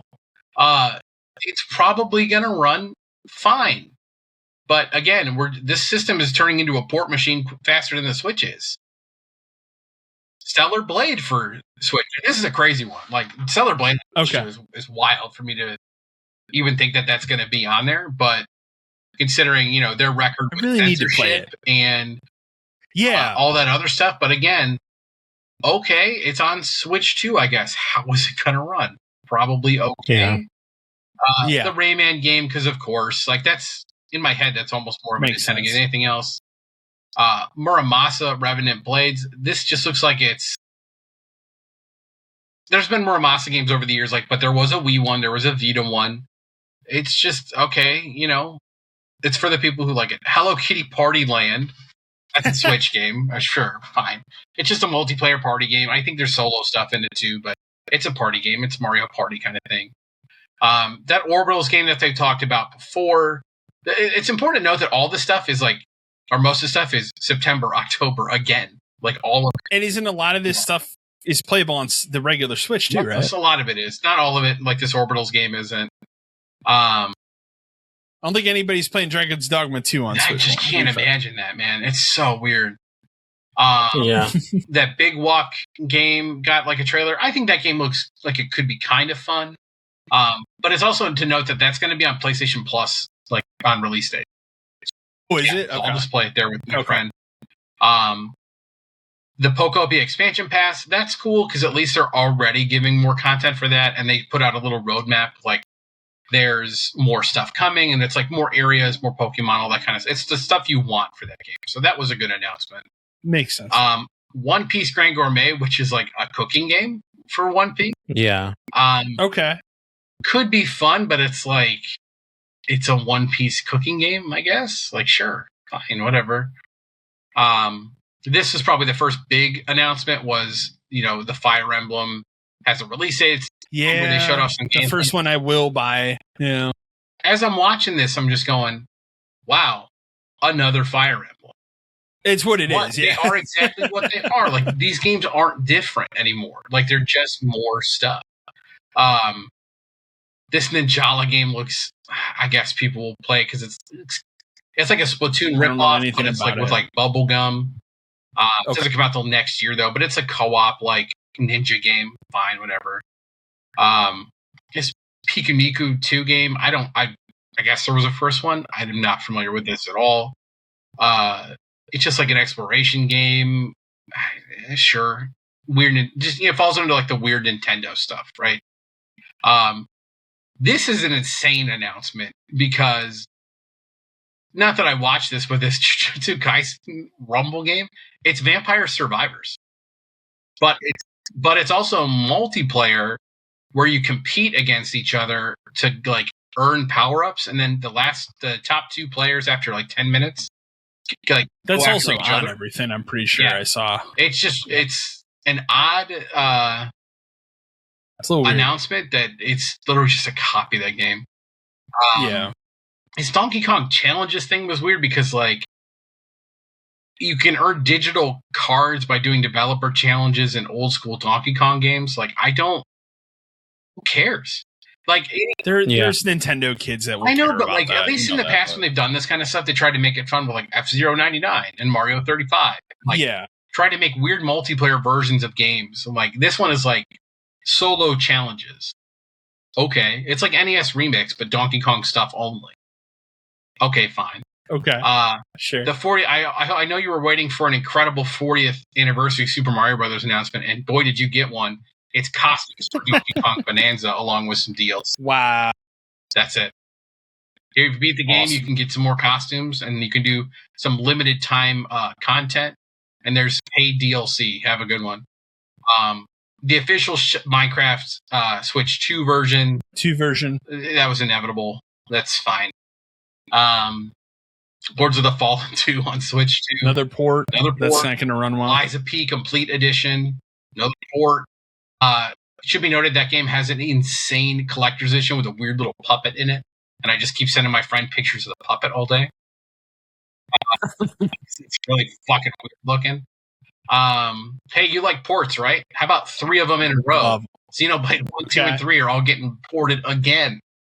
So excited. I've never. How many versions of that original Xenoblade Chronicles have there been now? Wii, 3DS, Switch 2. Like how many? Like, do we need that? Why do we need this? I've never played any of them. They're good. I played Xenoblade 1. They look cool. I've just never played them. And then after that, they announced an actual new one, Xenoblade Genesis. I was texting a friend as we were watching this, and I said, I don't even know what these games are anymore. Like, did the fans of it know? I don't know. It's strange. I mean, it's cool that they haven't given up on the franchise, and it's not just ports. It's like, okay, we'll port that stuff, and we will make a new one. So they at least like give a shit about it. Speaking about games no one gives a shit about, or you shouldn't, a Nintendo Switch Sports Resort. Guess what? It's back, baby, and it's got all the same sports you love to play again, including jump rope, skateboarding on grass, and thumb wrestling, which for some fucking reason he decided to give a 5-minute like demo of. I've read that, of him losing playing thumb wrestling. So we got. How does one skateboard on grass? Play Nintendo Switch Sports Resort and find out, my guy. Okay. It's just why this is what we waste time on at Nintendo. It's just releasing this. You cannot tell me that any more effort went into this from the last one of these, other than any fucking jump rope, thumb wrestling. Like, it's just the same game. RuneScape's coming out to Switch 2. I feel like this was at every show. Yeah, that's a game. Like I said, we'll play. We'll fuck around. We'll see. We'll try it. Yeah. Star Fox. They showed a little bit more, and then they announced a demo. Fine.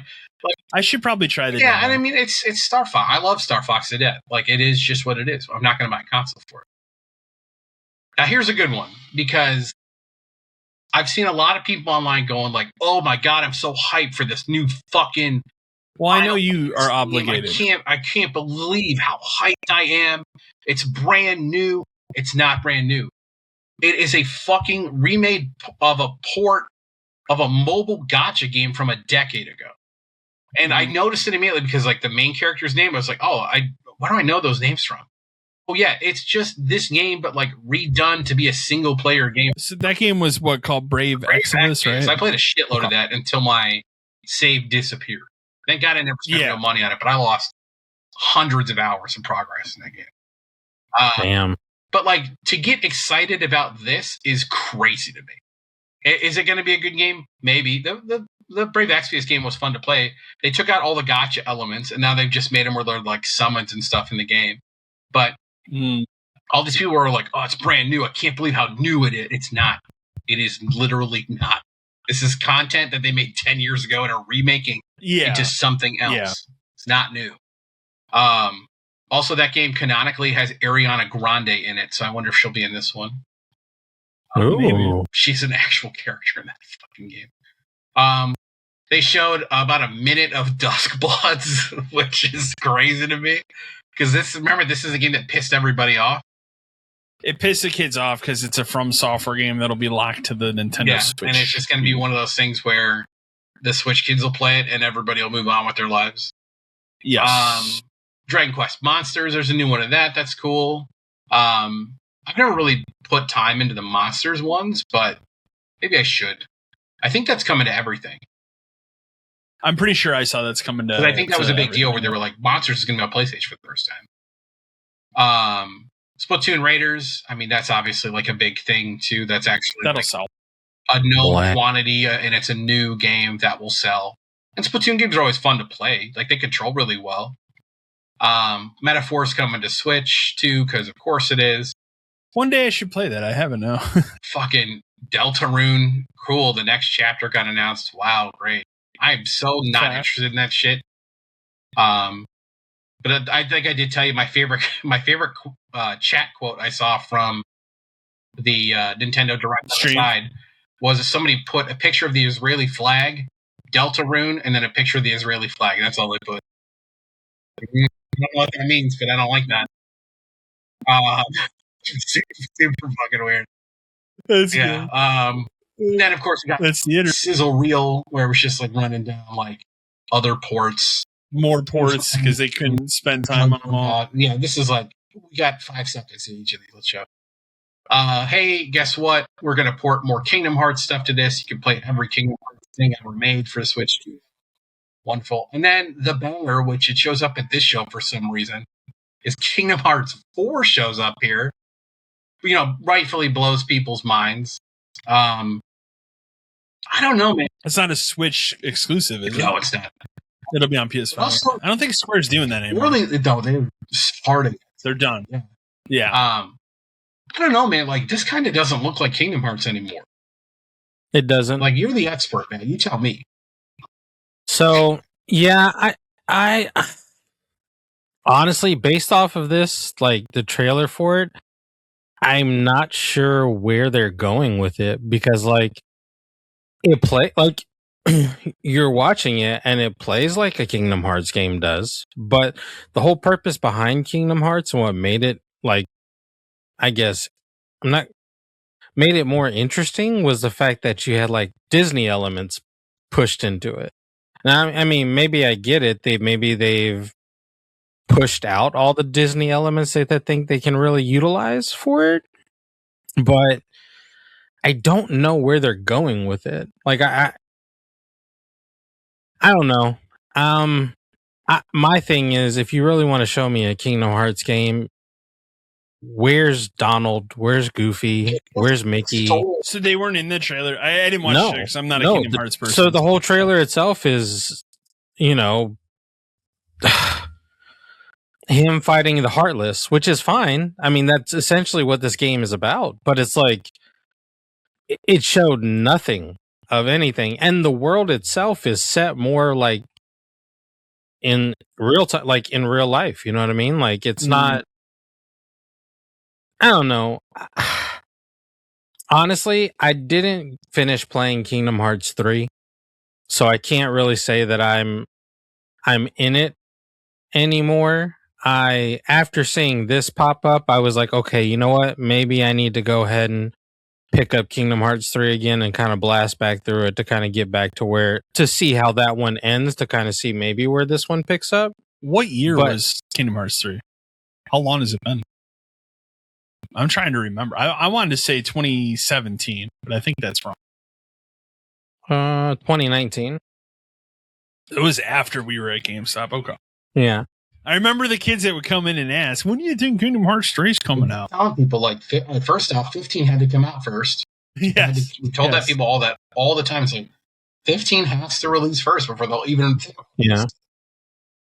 So, I mean, I'm not sure. Honestly, I don't know where they're going to go with it. I don't know what direction they're going with it. I mean... Built on Final Fantasy meets Disney, I don't feel like either one of those is here.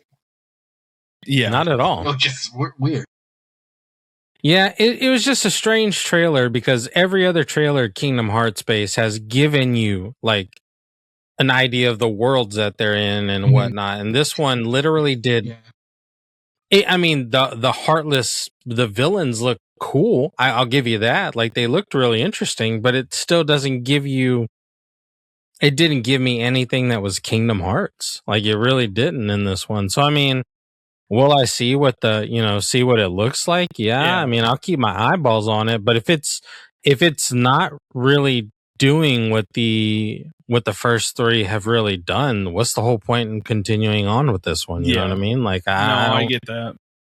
I get that for sure. And again, maybe I need to finish 3 to see where it ends up, and maybe that'll placate to what 4 is supposed to be. But I still don't see it as why they wouldn't include at least the ear of Mickey, like, in the background. You know what I mean? Like, shit, they didn't even give you that. It's just like, okay, sure, it makes no fucking sense, but all right. And then after that, the banger and all bangers. Give me the banger, 20 seconds of a tapestry, and then a little fairy boy sleeping on a bench. 2027 or 2026. Sorry, it is coming out this year. This year. What an incredibly shit trailer announcement for a game that was leaked already. You would think this would be the biggest thing. This should have been 2 minutes. It should have shown him at least running around the village, and then cut to a scene where he's an adult. And then they should have gone to the treehouse, and the treehouse should have been like, here's 20 fucking minutes of it. Let's get everybody fucking hyped to buy a Switch 2 for the end of this year. Right? Nah. We might tell you about it later. We don't know. Star Fox, it's crazy. It's crazy to me. What are you doing to finally announce this? And because I'm all in. I told you, like, Ocarina of Time is top 5 game of all time. And to not even show show a game that has been out for is out within the next 6 months, has already been re-released on another console before, and is supposedly coming out by the end of this year. You can't even show 2 minutes. You can't even show him moving. They showed nothing. Less than nothing. It was pointless. And like the thing I hate the most is like people online, the reactions like, oh my fucking god, what an incredible, I'm so amped, I'm gonna rob a bank and I'm gonna shoot a pistol into the air because I can't fucking believe they're doing it. You can't believe that the game that got leaked a couple months ago got shown at this thing for 20 seconds? Like, dude, you fucking check yourself. So your big year for Switch 2 are 2 remakes.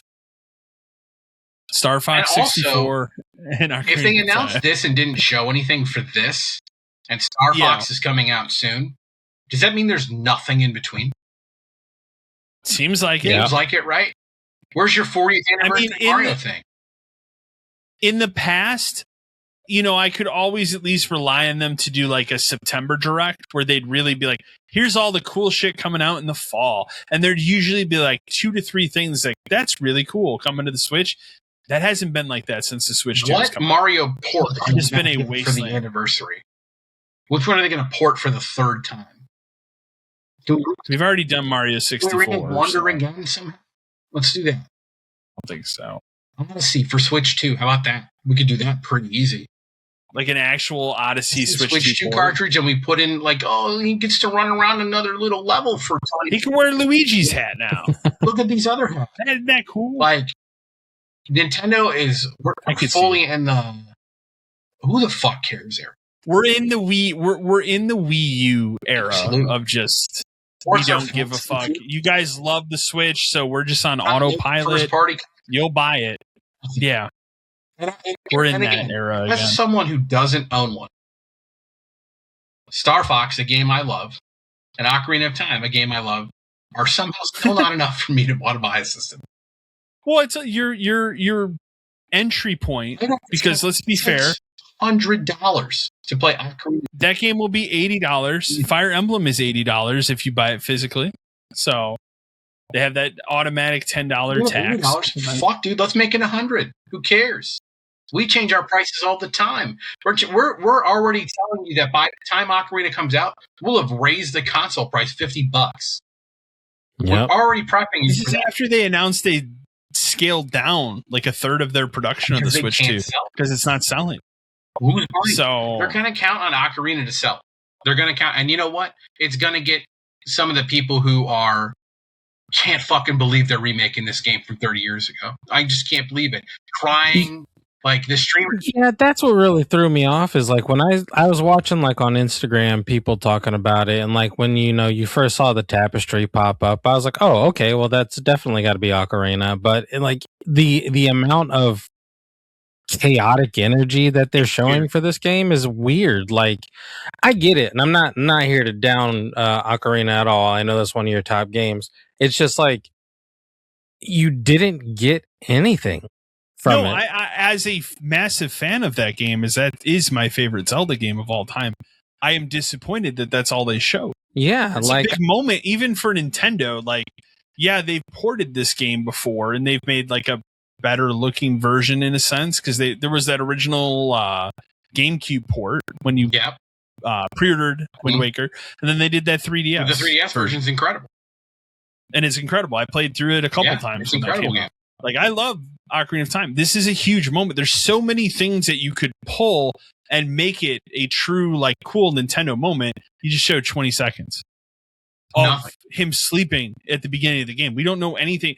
We maybe have a little idea of what the visual style of the game looks like based upon his character model. That's it. I still don't know. Like, I hope it is a remake in the sense of it is like Ocarina of Time played, and it's not. We try to make this more like Breath of the Wild because that doesn't. No, it doesn't work. They shouldn't do that. It should be Ocarina of Time with updated controls. Let me read this email that I have really quick because I thought it was funny. Brandon from Sacramento, California. He put this in all caps. Whoever decided to put just a 20-second teaser in for Zelda Ocarina of Time remake into that directed Nintendo needs to be fired. That is all. Well, and again, I'm not saying you can't be excited that Ocarina of Time should be remade. No. This is a big deal. It's something I don't think you ever thought Nintendo would do. Just because I didn't think they would ever do it. Thing for them to do. But I don't think it's reasonable to be overexcited for the fact that they showed this and it exists. Like, exactly. This is changing the landscape of video games. What the fuck are you talking about? It's a remake. It's a port. It's a remake. Just like Star Fox is a remake. How many times have we seen people over the last decade do those like Unreal 5 and Unreal 4 engine tech demos where they're throwing Ocarina of Time into it, right? This man. Exactly. Everybody says this game has real hire this man energy. So I would agree with you. This look like this for decades. Exactly. So that's why when it finally gets announced here, and like I said, I'm excited. I'm definitely going to play it. I need something to play on my Switch too, right? Borrow your Switch 2 when you're done. There you go. I mean, it sits here. It's a nice paperweight right now. So I'll buy Star Fox. You can play that, and then when Ocarina comes out, there you go. Borrow. There you go. There you go. I am going to download that demo this week. I do want to try. I'll buy Star Fox just because even though I don't have the system, just because I collect it. But yeah, that way, that'll be a fair. There you go. The only other news article that wraps up. Yeah, I mean that was the only other news article I have in here. I just put in here. Crimson Desert has sold 6 million copies. That's great. So it's great. I keep telling you, when it's on sale, you need to get it and play it. Well, that's the thing is let it destroy your life for a couple months. So it would go on sale, for Christ's sake. let it destroy your life for a couple months. I don't want to play it. It'd be the only thing that you play. After Tokon and Control, I mean, the only other game I'm going to be playing this year is probably GTA. Which should be noted. Absolutely nowhere at any of these shows. Nobody cares. Do they ever show anything? They can do their own thing. I think we do get another trailer announcing its pre-order. Yeah. It's going to be, you know what? Rockstar can do their own thing. It's going to be one day you're going to wake up over the summer and it's going to be like, here's trailer 3. They're just going to drop it one day because they don't give a fuck. They don't care. They don't have to. They're going to be there. They know everybody's there already. Mm-hmm. Real quick, why don't you go over, because we haven't had one of these. Okay.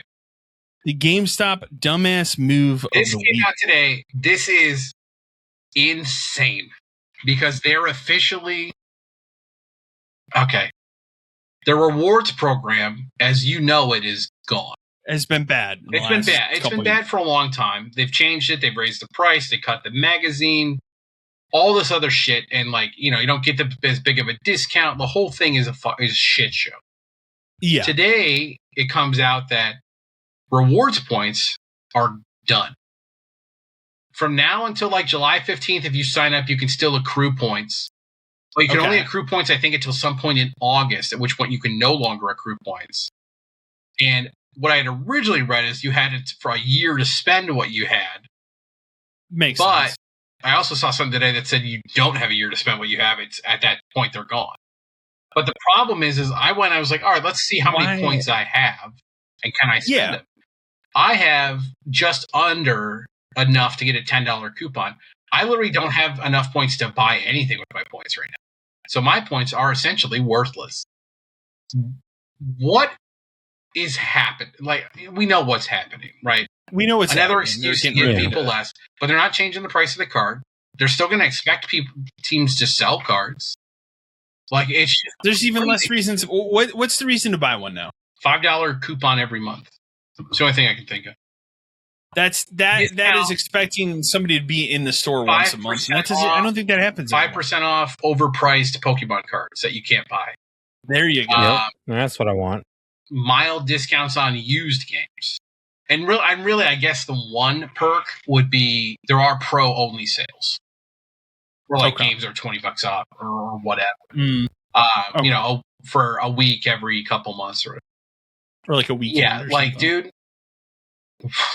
It's starting to speed up. It feels like it's really feeling like it's starting to speed up. It does. It really does. And the crazy part to me is I saw this on Reddit, of course, and someone, all these people that work there that hang out on Reddit because it's their whole identity, think they have power and think they can do things to change the system, even though the system gets worse every fucking day. One of them was like, what if we all just stood together and just refused to sell pro cards? Good. And your corporate doesn't care about it. Good. Then you're fired and your store is closed and he wins again. What the fuck are you doing? You have zero power. Yeah.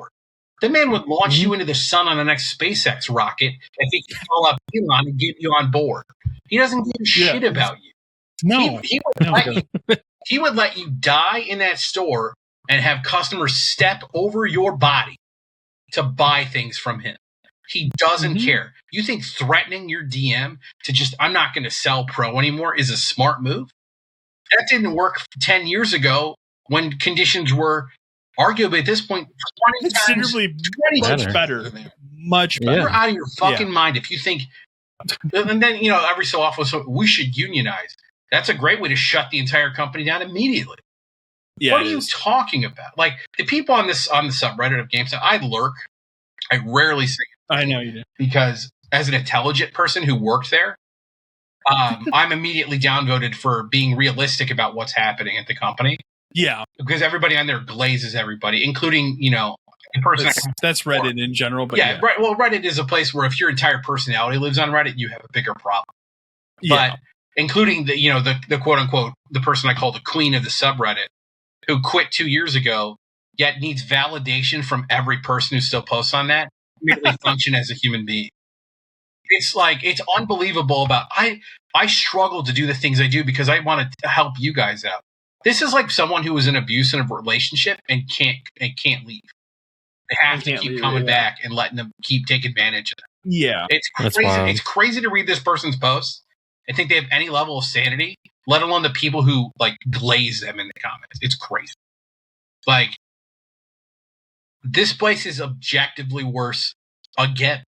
This is just another switch they're flipping, man.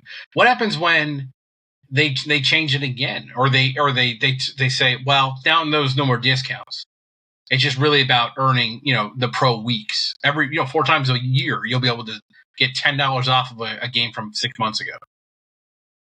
But again, this is what we talked about. This is the plan. This is the 100%. Goal. Shutting stores is the plan.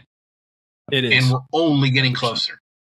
When he tried to buy eBay and openly said, I don't give a shit about GameStop, that should have been a pretty big fucking clue about what's happened. Well, also you saw that where he was on one of those news things or whatever, and they asked him, well, you're missing like 15 million. Where's that coming from? And he couldn't answer that. Because he doesn't have an answer. He doesn't. And that's why eBay just laughed and said, we're not going to even entertain this idea. Because everything's a grift. He would put the bid in to show that he's serious.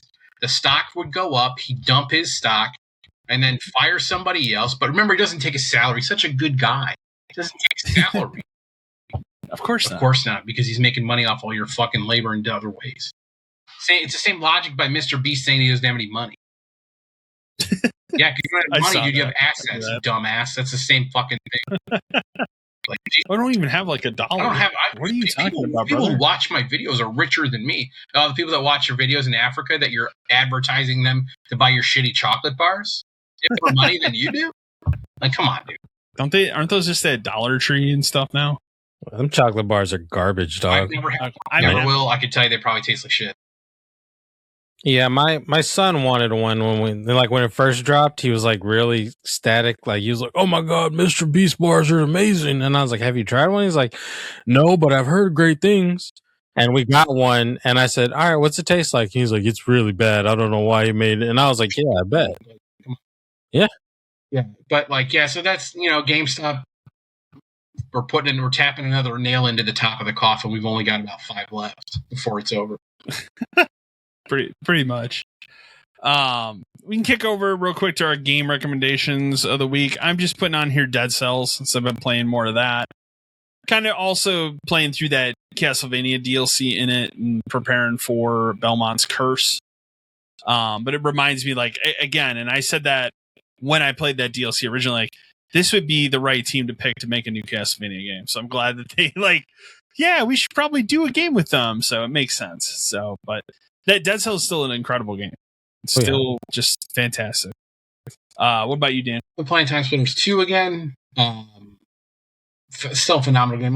Going back to 1 is a little difficult. 2 at least is a little bit better. When I played that, PS5 port, playing 1 was 1's a little hard. 2 is much better. And then I'm just playing this to get to 3. But Time Splitters 2 is such a fucking good video. Earlier we were talking about how Bond people love GoldenEye because it's whatever. Time Splitters 2 is a better GoldenEye game than GoldenEye is. You're not wrong. It is. It's the same fucking game. If you play it, all the sound effects are the same. The menus are the same. They literally just. I have a larger affinity for Future Perfect. I do too. So that was the one I played the most of, especially split screen. But yeah. What about you, Matt?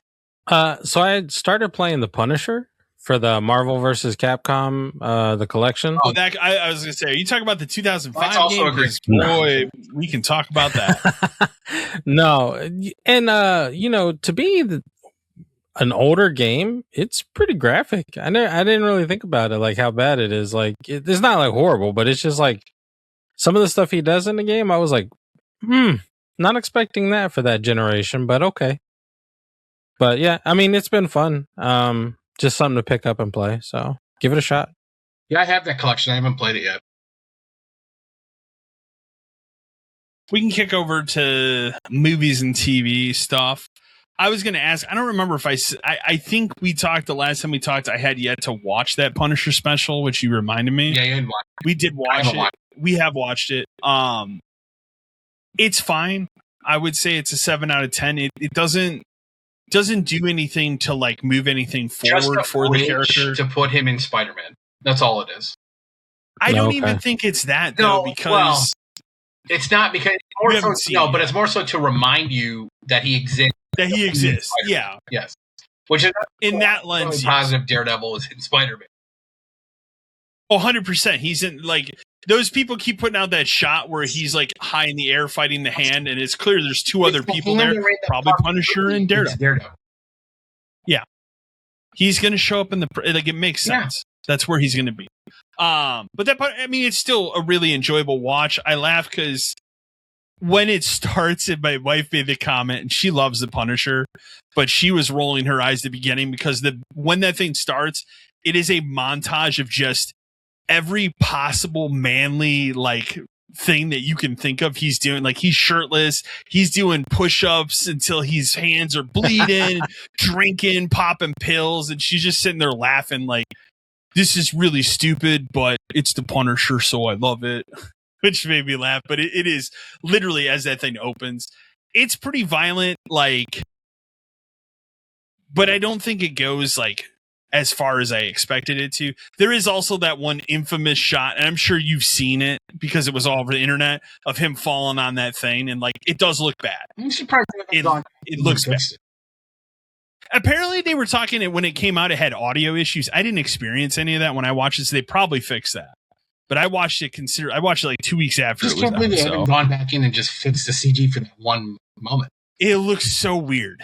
It does, like, when people say it looks like a PS3 game, like era game, as he's falling, it really does. It really does, like seeing it on a large TV.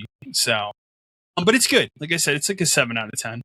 I did watch Hokum, which is that Adam Scott horror movie. Adam Scott is so good at playing a dick.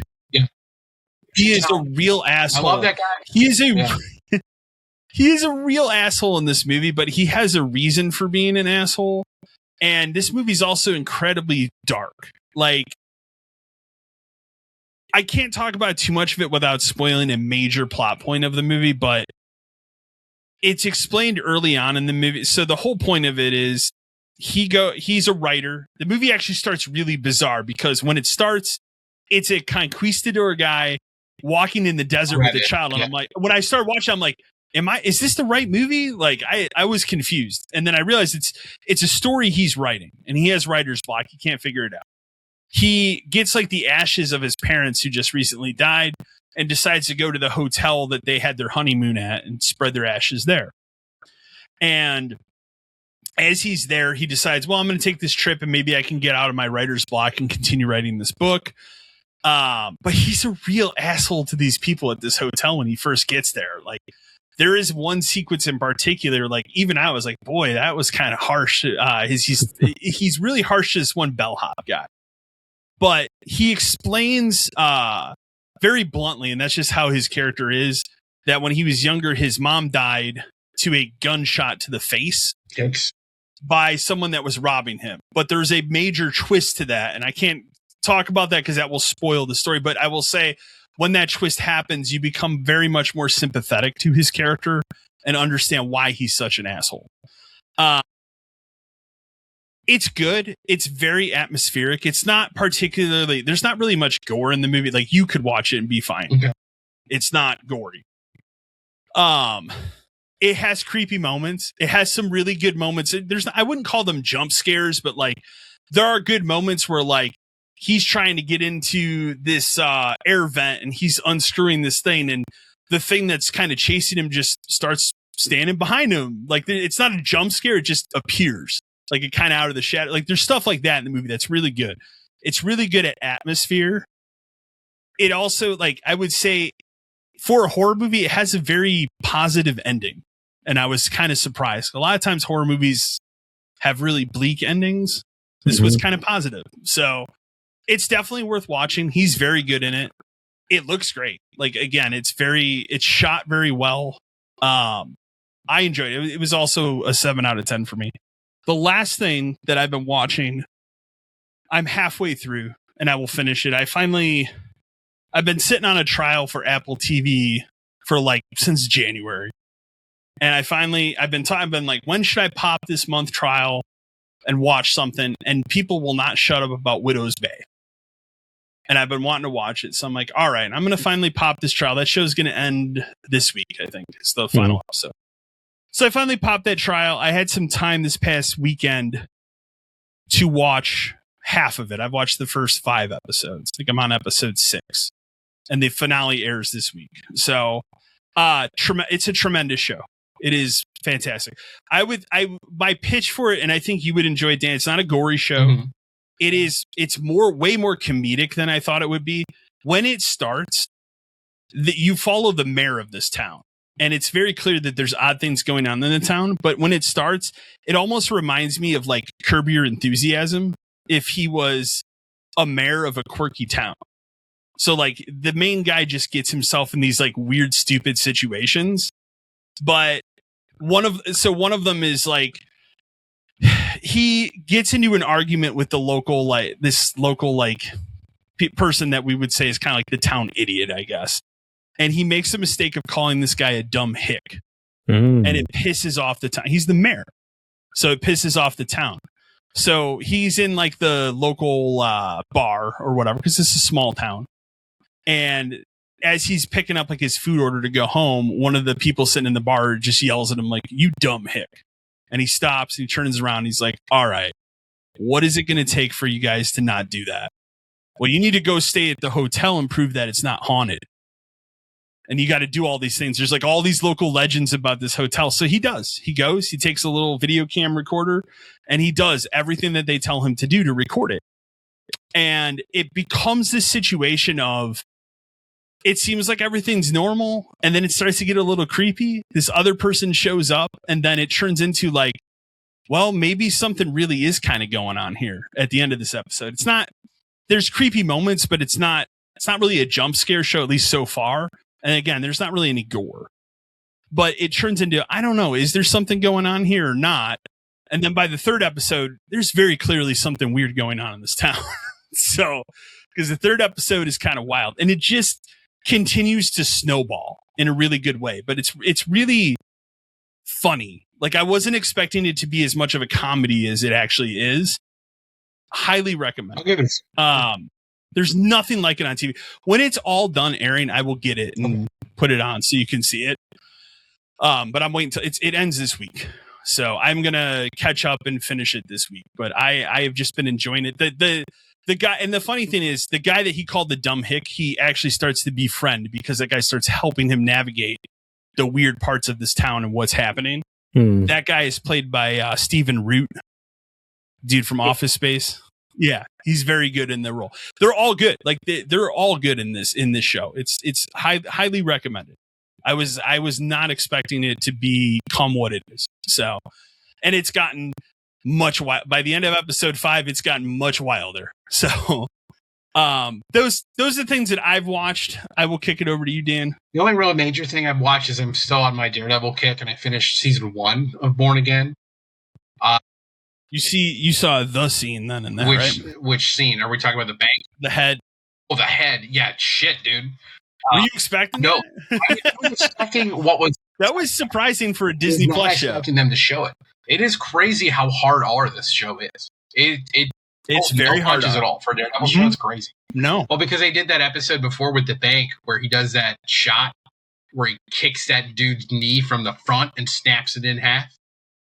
Remember that? I forgot about that. Yeah, he is not holding back anymore. It's crazy. Well, and you also now have gotten through what I call probably one of the best scenes. We can all agree that the Netflix show was definitely better than Born Again, but I would argue that this season has one of the best scenes of any of the Daredevil stuff, and that is that scene with him and the Punisher having their conversation. Yeah, anytime the two of them are together, it's insane. Okay. and I've started season 2, so I'm through one of that. But I will say that like for all of season 1 that I liked, I didn't think the ending of that season was good. I think it ends on such like a down note. Like I understand that there needs to be like stakes and like we're obviously making a season 2 or whatever, but it ends on such an incredibly down note where it's just like I get it, but at some point I have to feel like they can win. You know, and this season really takes everything it can to put you in a spot where it doesn't feel like they. Yes. Which is okay, but only because you knew you were getting a second season. At some point, you're rolling the dice with this shit. Where, how dark can we have it end before we don't get another season? Like, I think we're getting one more, but I think that's probably going to. We are for sure getting a third season. They're already filming it. But I don't think there's anything after that because they keep coming out and saying that it's not getting the viewership. And that's the thing. And that's the thing about it. It's like, again, you're rolling the dice with how low can we go? Because the end of season 1 is very fucking low in terms of like where you're standing at in terms of what's happened with him and what's happened with other people and what's happened with people. No, I know, but nothing is resolved at the end of season 1. If season 1 was its own thing and there was never anything else, it would be a huge down. I get it. I know that it's not gonna be, but you know what I mean. There are some big swings in season 2 that you'll see, but it doesn't. You can't use that as an excuse. No, how a season of television is. Like it literally ends with there's no hope except for maybe a tiny bit of hope. But we'll talk about it in 6 months. Like that's how the end. Yeah, exactly. Yeah. What? So, and as someone who reads the comics and all that kind of stuff, like Daredevil's a hero that doesn't win a lot. So it would be nice to see him win. Get a win. Yeah, get one. Exactly. Win. Yeah. And that season really doesn't want him to get one. But it's still incredible. I still love it so much. Like I love Daredevil so fucking much. He's so good. And this, like, again, the Netflix show is better. It's also just made better, but this is a good like follow up years later. It is. Yeah. That's it for me. How about you, Matt? So I watched the brand new Jason Statham movie, Shelter. I gotta watch it still. It's a Jason Statham movie. There's really not much more to say. But the thing I was looking forward to him to say is like, "All right, I'm the Shelter." You know, that's what I was really gunning for in this one. Didn't say it, so I was kind of put down. But worse or the exact same as the last one. I feel like it's the exact same. That's all I need. Yeah, like anytime I go into a Statham movie, I don't have high expectations, but the expectations that I have are spot on. Like, yeah. I feel like the Beekeeper is the one that excelled above expectations. And I really feel like the Beekeeper excelled because that fucking truck scene just threw me. There's I was so like, much in that movie that's just insane. But yeah, no, it was okay. It was solid. It was nothing really crazy. But it was decent. And then I watched the new Netflix movie Ladies First. That's Sacha Baron Cohen one. I've heard of it. It was essentially the exact same thing as that Mel Gibson movie, What Women Want. It was okay. God, that's a movie I haven't thought about in about 20 years. There's a different twist in this one so he hits his head, and instead of being able to hear what women are thinking, he gets put into like an alternate universe where women run everything and the men are. Is he just dreaming it though, or like he's actually? That's spoiling the end of the movie. Not really. It's kind of hard to say. Like I'm not really sure. Like it sounds like he gets put into an alternate universe and he's not really asleep. Okay. So that the only way to get out of this alternate universe is he has to learn his lesson essentially. So That's kind of what it is. Like, it really did feel like I was watching What Women Want, or the other movie that they did, What Men Want, where the girl could hear all the guys' thoughts. I kind of remember that It's one. kind of too. reflective of both of those. Just kind of a slightly different take because he was in an alternate universe versus being in the same universe, just listening to what you they were said saying. That was a Netflix thing? Yeah, it was a Netflix Yeah, I was thing. going to say, that's not something I would see coming to a theater in today's day and age. It's not. I mean, it was a movie. It wasn't horrible, but it wasn't nothing crazy either to talk about. I also watched this movie on Netflix. It's a South Korean horror movie. It's called Mudbourne. Okay. It was wild. Not what I expected out of it, and I will say there's some pretty graphic scenes in it that I was just like, I was kind of taken when I was watching it because I was like, oh shit. I was like, okay, look, I know you guys kind of. Is it like at the level of that Ice Cream Man trailer that I sent you? Because I didn't know, going into that was fucking crazy.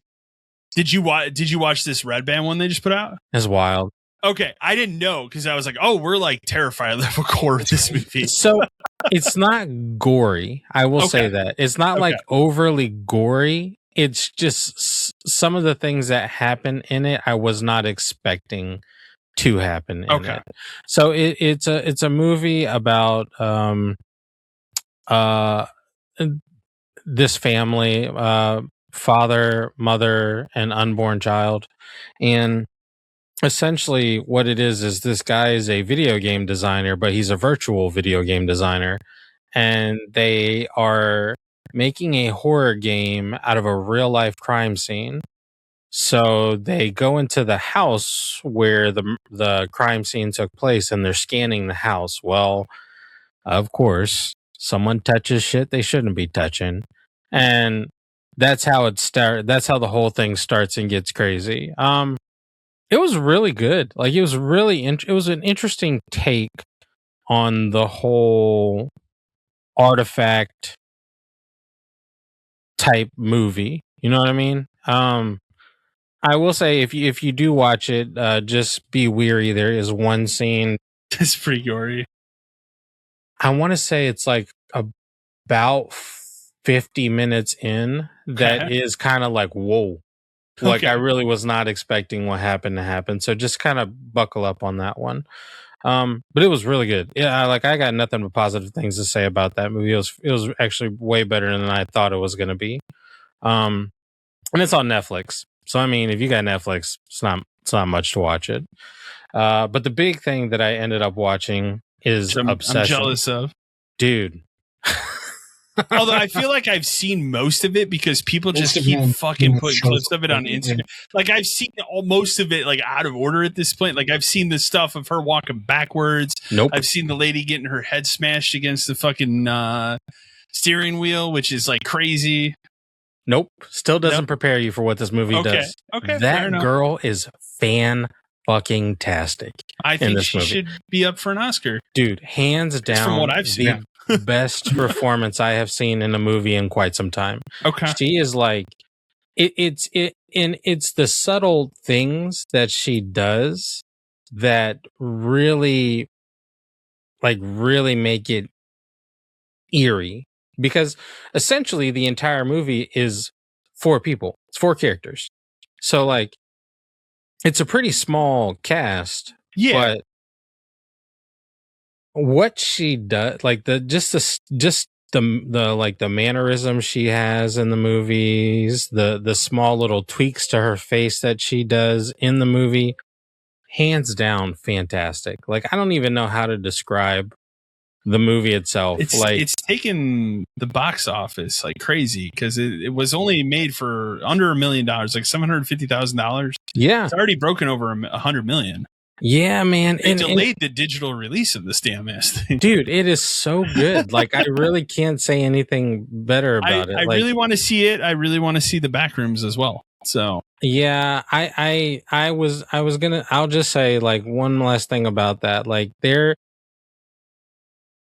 if she doesn't win some type of big award for this movie, I would be quite shocked. Crazy, yeah. I would be really shocked because like it's like for this to be one of her big major roles, she put a lot of energy into it. I would say in a post Mikey Madison winning, who I've said to my buddy many times, I think is one of the weakest winners of an Oscar. If that lady can win an Oscar for that, whatever that movie was called, I didn't care for it.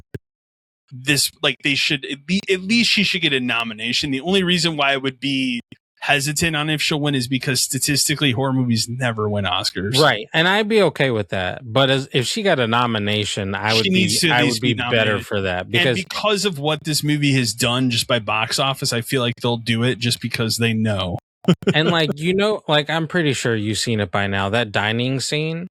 Where she gets up and she's like, no. Yeah, I've seen that 100 times. Fantastic. Yeah. Like even I've seen it 100 times, but watching it in like the actual movie and how it like actually plays out and how it gets to that point, fantastic. I've seen that a bunch. Like I said, there's a scene where she like gets up and walks backwards, and every time I say, I'm like, I don't know. So I text you that one day. I'm like, what is the context of this? And you just said you just have to see it. You really do. Like, I got no words for this movie. Like, you just literally have to see it to see what she's capable of. I really look forward to seeing it. Yeah, it's fantastic. Hands down, right now, the best movie I've seen this entire year. Because, I think my next theater movie is Supergirl, which I'm super excited for. I'm super excited for it, right? Like, I'm excited for I could tell. I'm excited for Spider-Man. Supergirl, I'm like, I hope it's good. There you go. Sure doesn't seem like it's gonna be, but I hope it's good. I look more forward to Man of Tomorrow than I do Supergirl. So, that covers everything that you've watched. That's me. Yeah. All right. I thought there's something else I think that I saw too that's coming out that I like either this week. Well, Mortal Kombat's up now on digital, so I got to watch that. I didn't get a chance to watch that yet. And then also the Michael Jackson movie's out. Yeah, I do want to watch that. I need to watch that. So those are like the other two, but like of the three, I'm like, I've been sitting on Hokum longer than these other two. I should probably watch Hokum. That was definitely worth it. So gotcha. We can kick over to the few emails we have left. I saved, even though we went through all this showcase stuff, I purposely saved kind of these two for the end here. Ash from Cleveland, Ohio. Howdy guys. Did any of you just feel underwhelmed by all these showcases? Remakes, ports, sequels. I just feel like there wasn't much in terms of original new IP from any of these showcases. All of them felt either mediocre or downright bad. I'm looking at you, Nintendo. I'm not someone that went out and bought a Switch 2 yet, but this didn't sell me on it. Sure, Ocarina of Time remake is cool, but I really can't justify buying in at the price to play one game that is a remake. Really just underwhelming. I feel like the industry continues to lose its way. I mean, like overall, like even me or you saying that Summer Games Fest was the best showcase, it was not the best year in terms of any. Not at all. No, that had the most. They were just lucky enough to have the announcements that I expected to see at the other two showcases. Like I would have expected to see Resident Evil and Final Fantasy at Sony's. Yeah, but somehow they cut a deal with Keighley to have them there. So. But yeah, like overall, like for even the Nintendo one, and like again, Nintendo has been on a downward trend since the Switch 2 came out. But I really thought this would be the time where they would maybe try to kick it into gear a little bit and have something to do it with, and they didn't do it.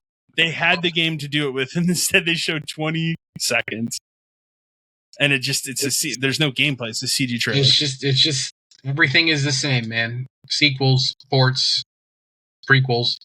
The only new IPs are all Samurai Swordsman games. Nintendo. That's the only Nintendo is hellbent on giving you ports of games you have already played on a different console. Already ported. Yeah, or that they've already ported. Jerry from Reno, Nevada. Howdy, 572 crew. Now that the dust has settled on all the showcases, I'm leaning towards finally buying myself a PS5 Pro. Seems like GTA is actually coming out this year, and from listening to you guys over the last few months, it sounds like the system actually seems somewhat worth it at this point. For full clarity, I haven't gotten a PS5 this gen at all. I've just had a Series X and my PS4 Pro. after this year's Xbox showcase, I'm not fully confident in them turning things around. My question is, what would you guys recommend as good games that take advantage of the PS5 Pro? Thanks. Kyle. That's me. I have the no longer inconvenient PlayStation 5 Pro. Crimson Desert would be number one, I would say. Because that game, like, if you look at the footage between PS5 and PS5 Pro, like, it is a substantial difference. Horizon 2. Horizon 2. I also say, like, if you're lucky enough to have a TV that can do 120 hertz, the PS5 Pro takes full advantage of that, and that's very helpful on games like Crimson Desert or Horizon. Bond that just came out definitely takes advantage of it. Resident Evil Requiem, if you haven't played that yet, that's I think that was the first game that used that new version of PSSR, and it looks like that game looks insane. I think going forward from now on is the time to get it. Absolutely. I think when it came out, I wish it wasn't $900, but if you haven't had it, because it wasn't when I bought it. If you didn't have a PS5 ever, definitely get a Pro. Now's the time. And like going forward, especially like GTA, that game's gonna melt regular PS5s, dude. If you're still sitting on a launch PS5, that thing's dead when you put GTA in there, for sure. As someone who has my launch PS5 in here, I'm not going to install GTA 5 to this PlayStation. Yep, I would not. I'm not going to do that. So, but those are kind of some of the big heavy hitters that I've played that I think really take advantage of it. I would also say, like, if fantasy is your thing and you haven't played Dragon's Dogma 2, Dragon's Dogma 2 does run good on a PS5 Pro.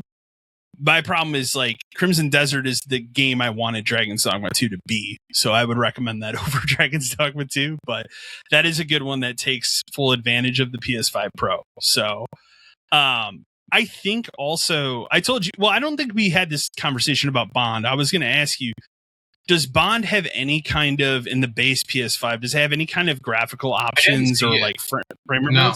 There's nothing on PS5 Pro. It just runs at 60 and looks great. I mean, although I don't know if I necessarily... No, I did look for it, I think, and I think it was just on performance, because that's what I wouldn't want to play it on.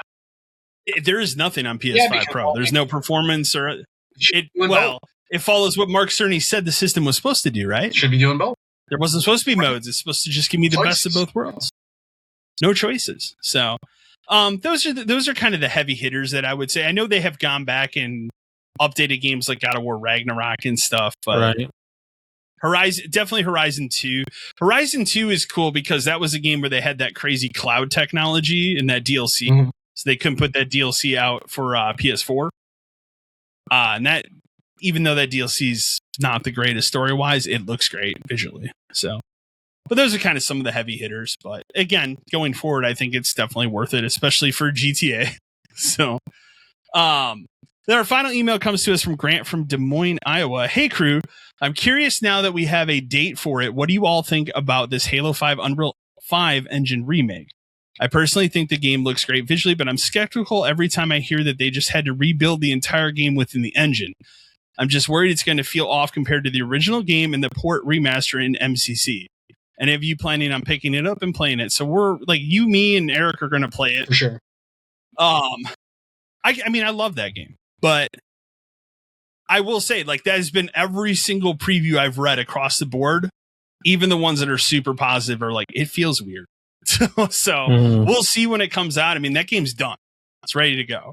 Yeah. I'm more curious, like, as much as like the weirdness, I'm already going to have to get over the weirdness of playing it with a PlayStation controller. Yeah. Because that's going to be weird. Yeah. But I also have to buy it, even though I know they've already put out the thing that, like, it's a game that requires a download. I have to have that for my shelf. I want to put it next to Gears because it's a goofy thing. But it's going to be weird in that sense. But I'm more concerned about these extra levels they put in it. Yeah, like, just unnecessary. Is that really going to add to it? Like we already have the perfect lead into Halo 1, and that's Halo Reach. I don't think I need extra levels with Sergeant Johnson hanging out. What are they doing? Like, what could they possibly be doing before the events of Halo? Taking a shuttle to get... Because, well, and like my buddy and I were talking about the other day, because it's like the whole point of the beginning of Halo is he wakes up from being in cryo sleep. So what happened between the cryosleep of being put on the Pillar of Autumn and then being woken up? That he was hanging out with Sergeant Johnson. How are they going to explain that? We'll see. So, but no, we're going to play it. I do think I'm glad the game's only $50 because it doesn't have multiplayer. I still think that's the biggest sin. And you and I both agree. Like you could have just done that. You know how many people would have gone nuts for that? Probably sell more copies. I do think at the end of the day though, this is going to be one of the more successful PlayStation port games for Xbox. Yeah, it'll probably be number 2 when it's all said and done. I don't think it's going to hit the 5 million that Forza Horizon sold, but I think it'll be number 2. It'll hit number 2. Sure. But that's going to wrap it up. As always, you can send your emails to podcast572@gmail.com. Otherwise, we'll be back in another 2 weeks for another edition of the podcast. Thank you for listening or watching. Thank you, everyone. Stay safe.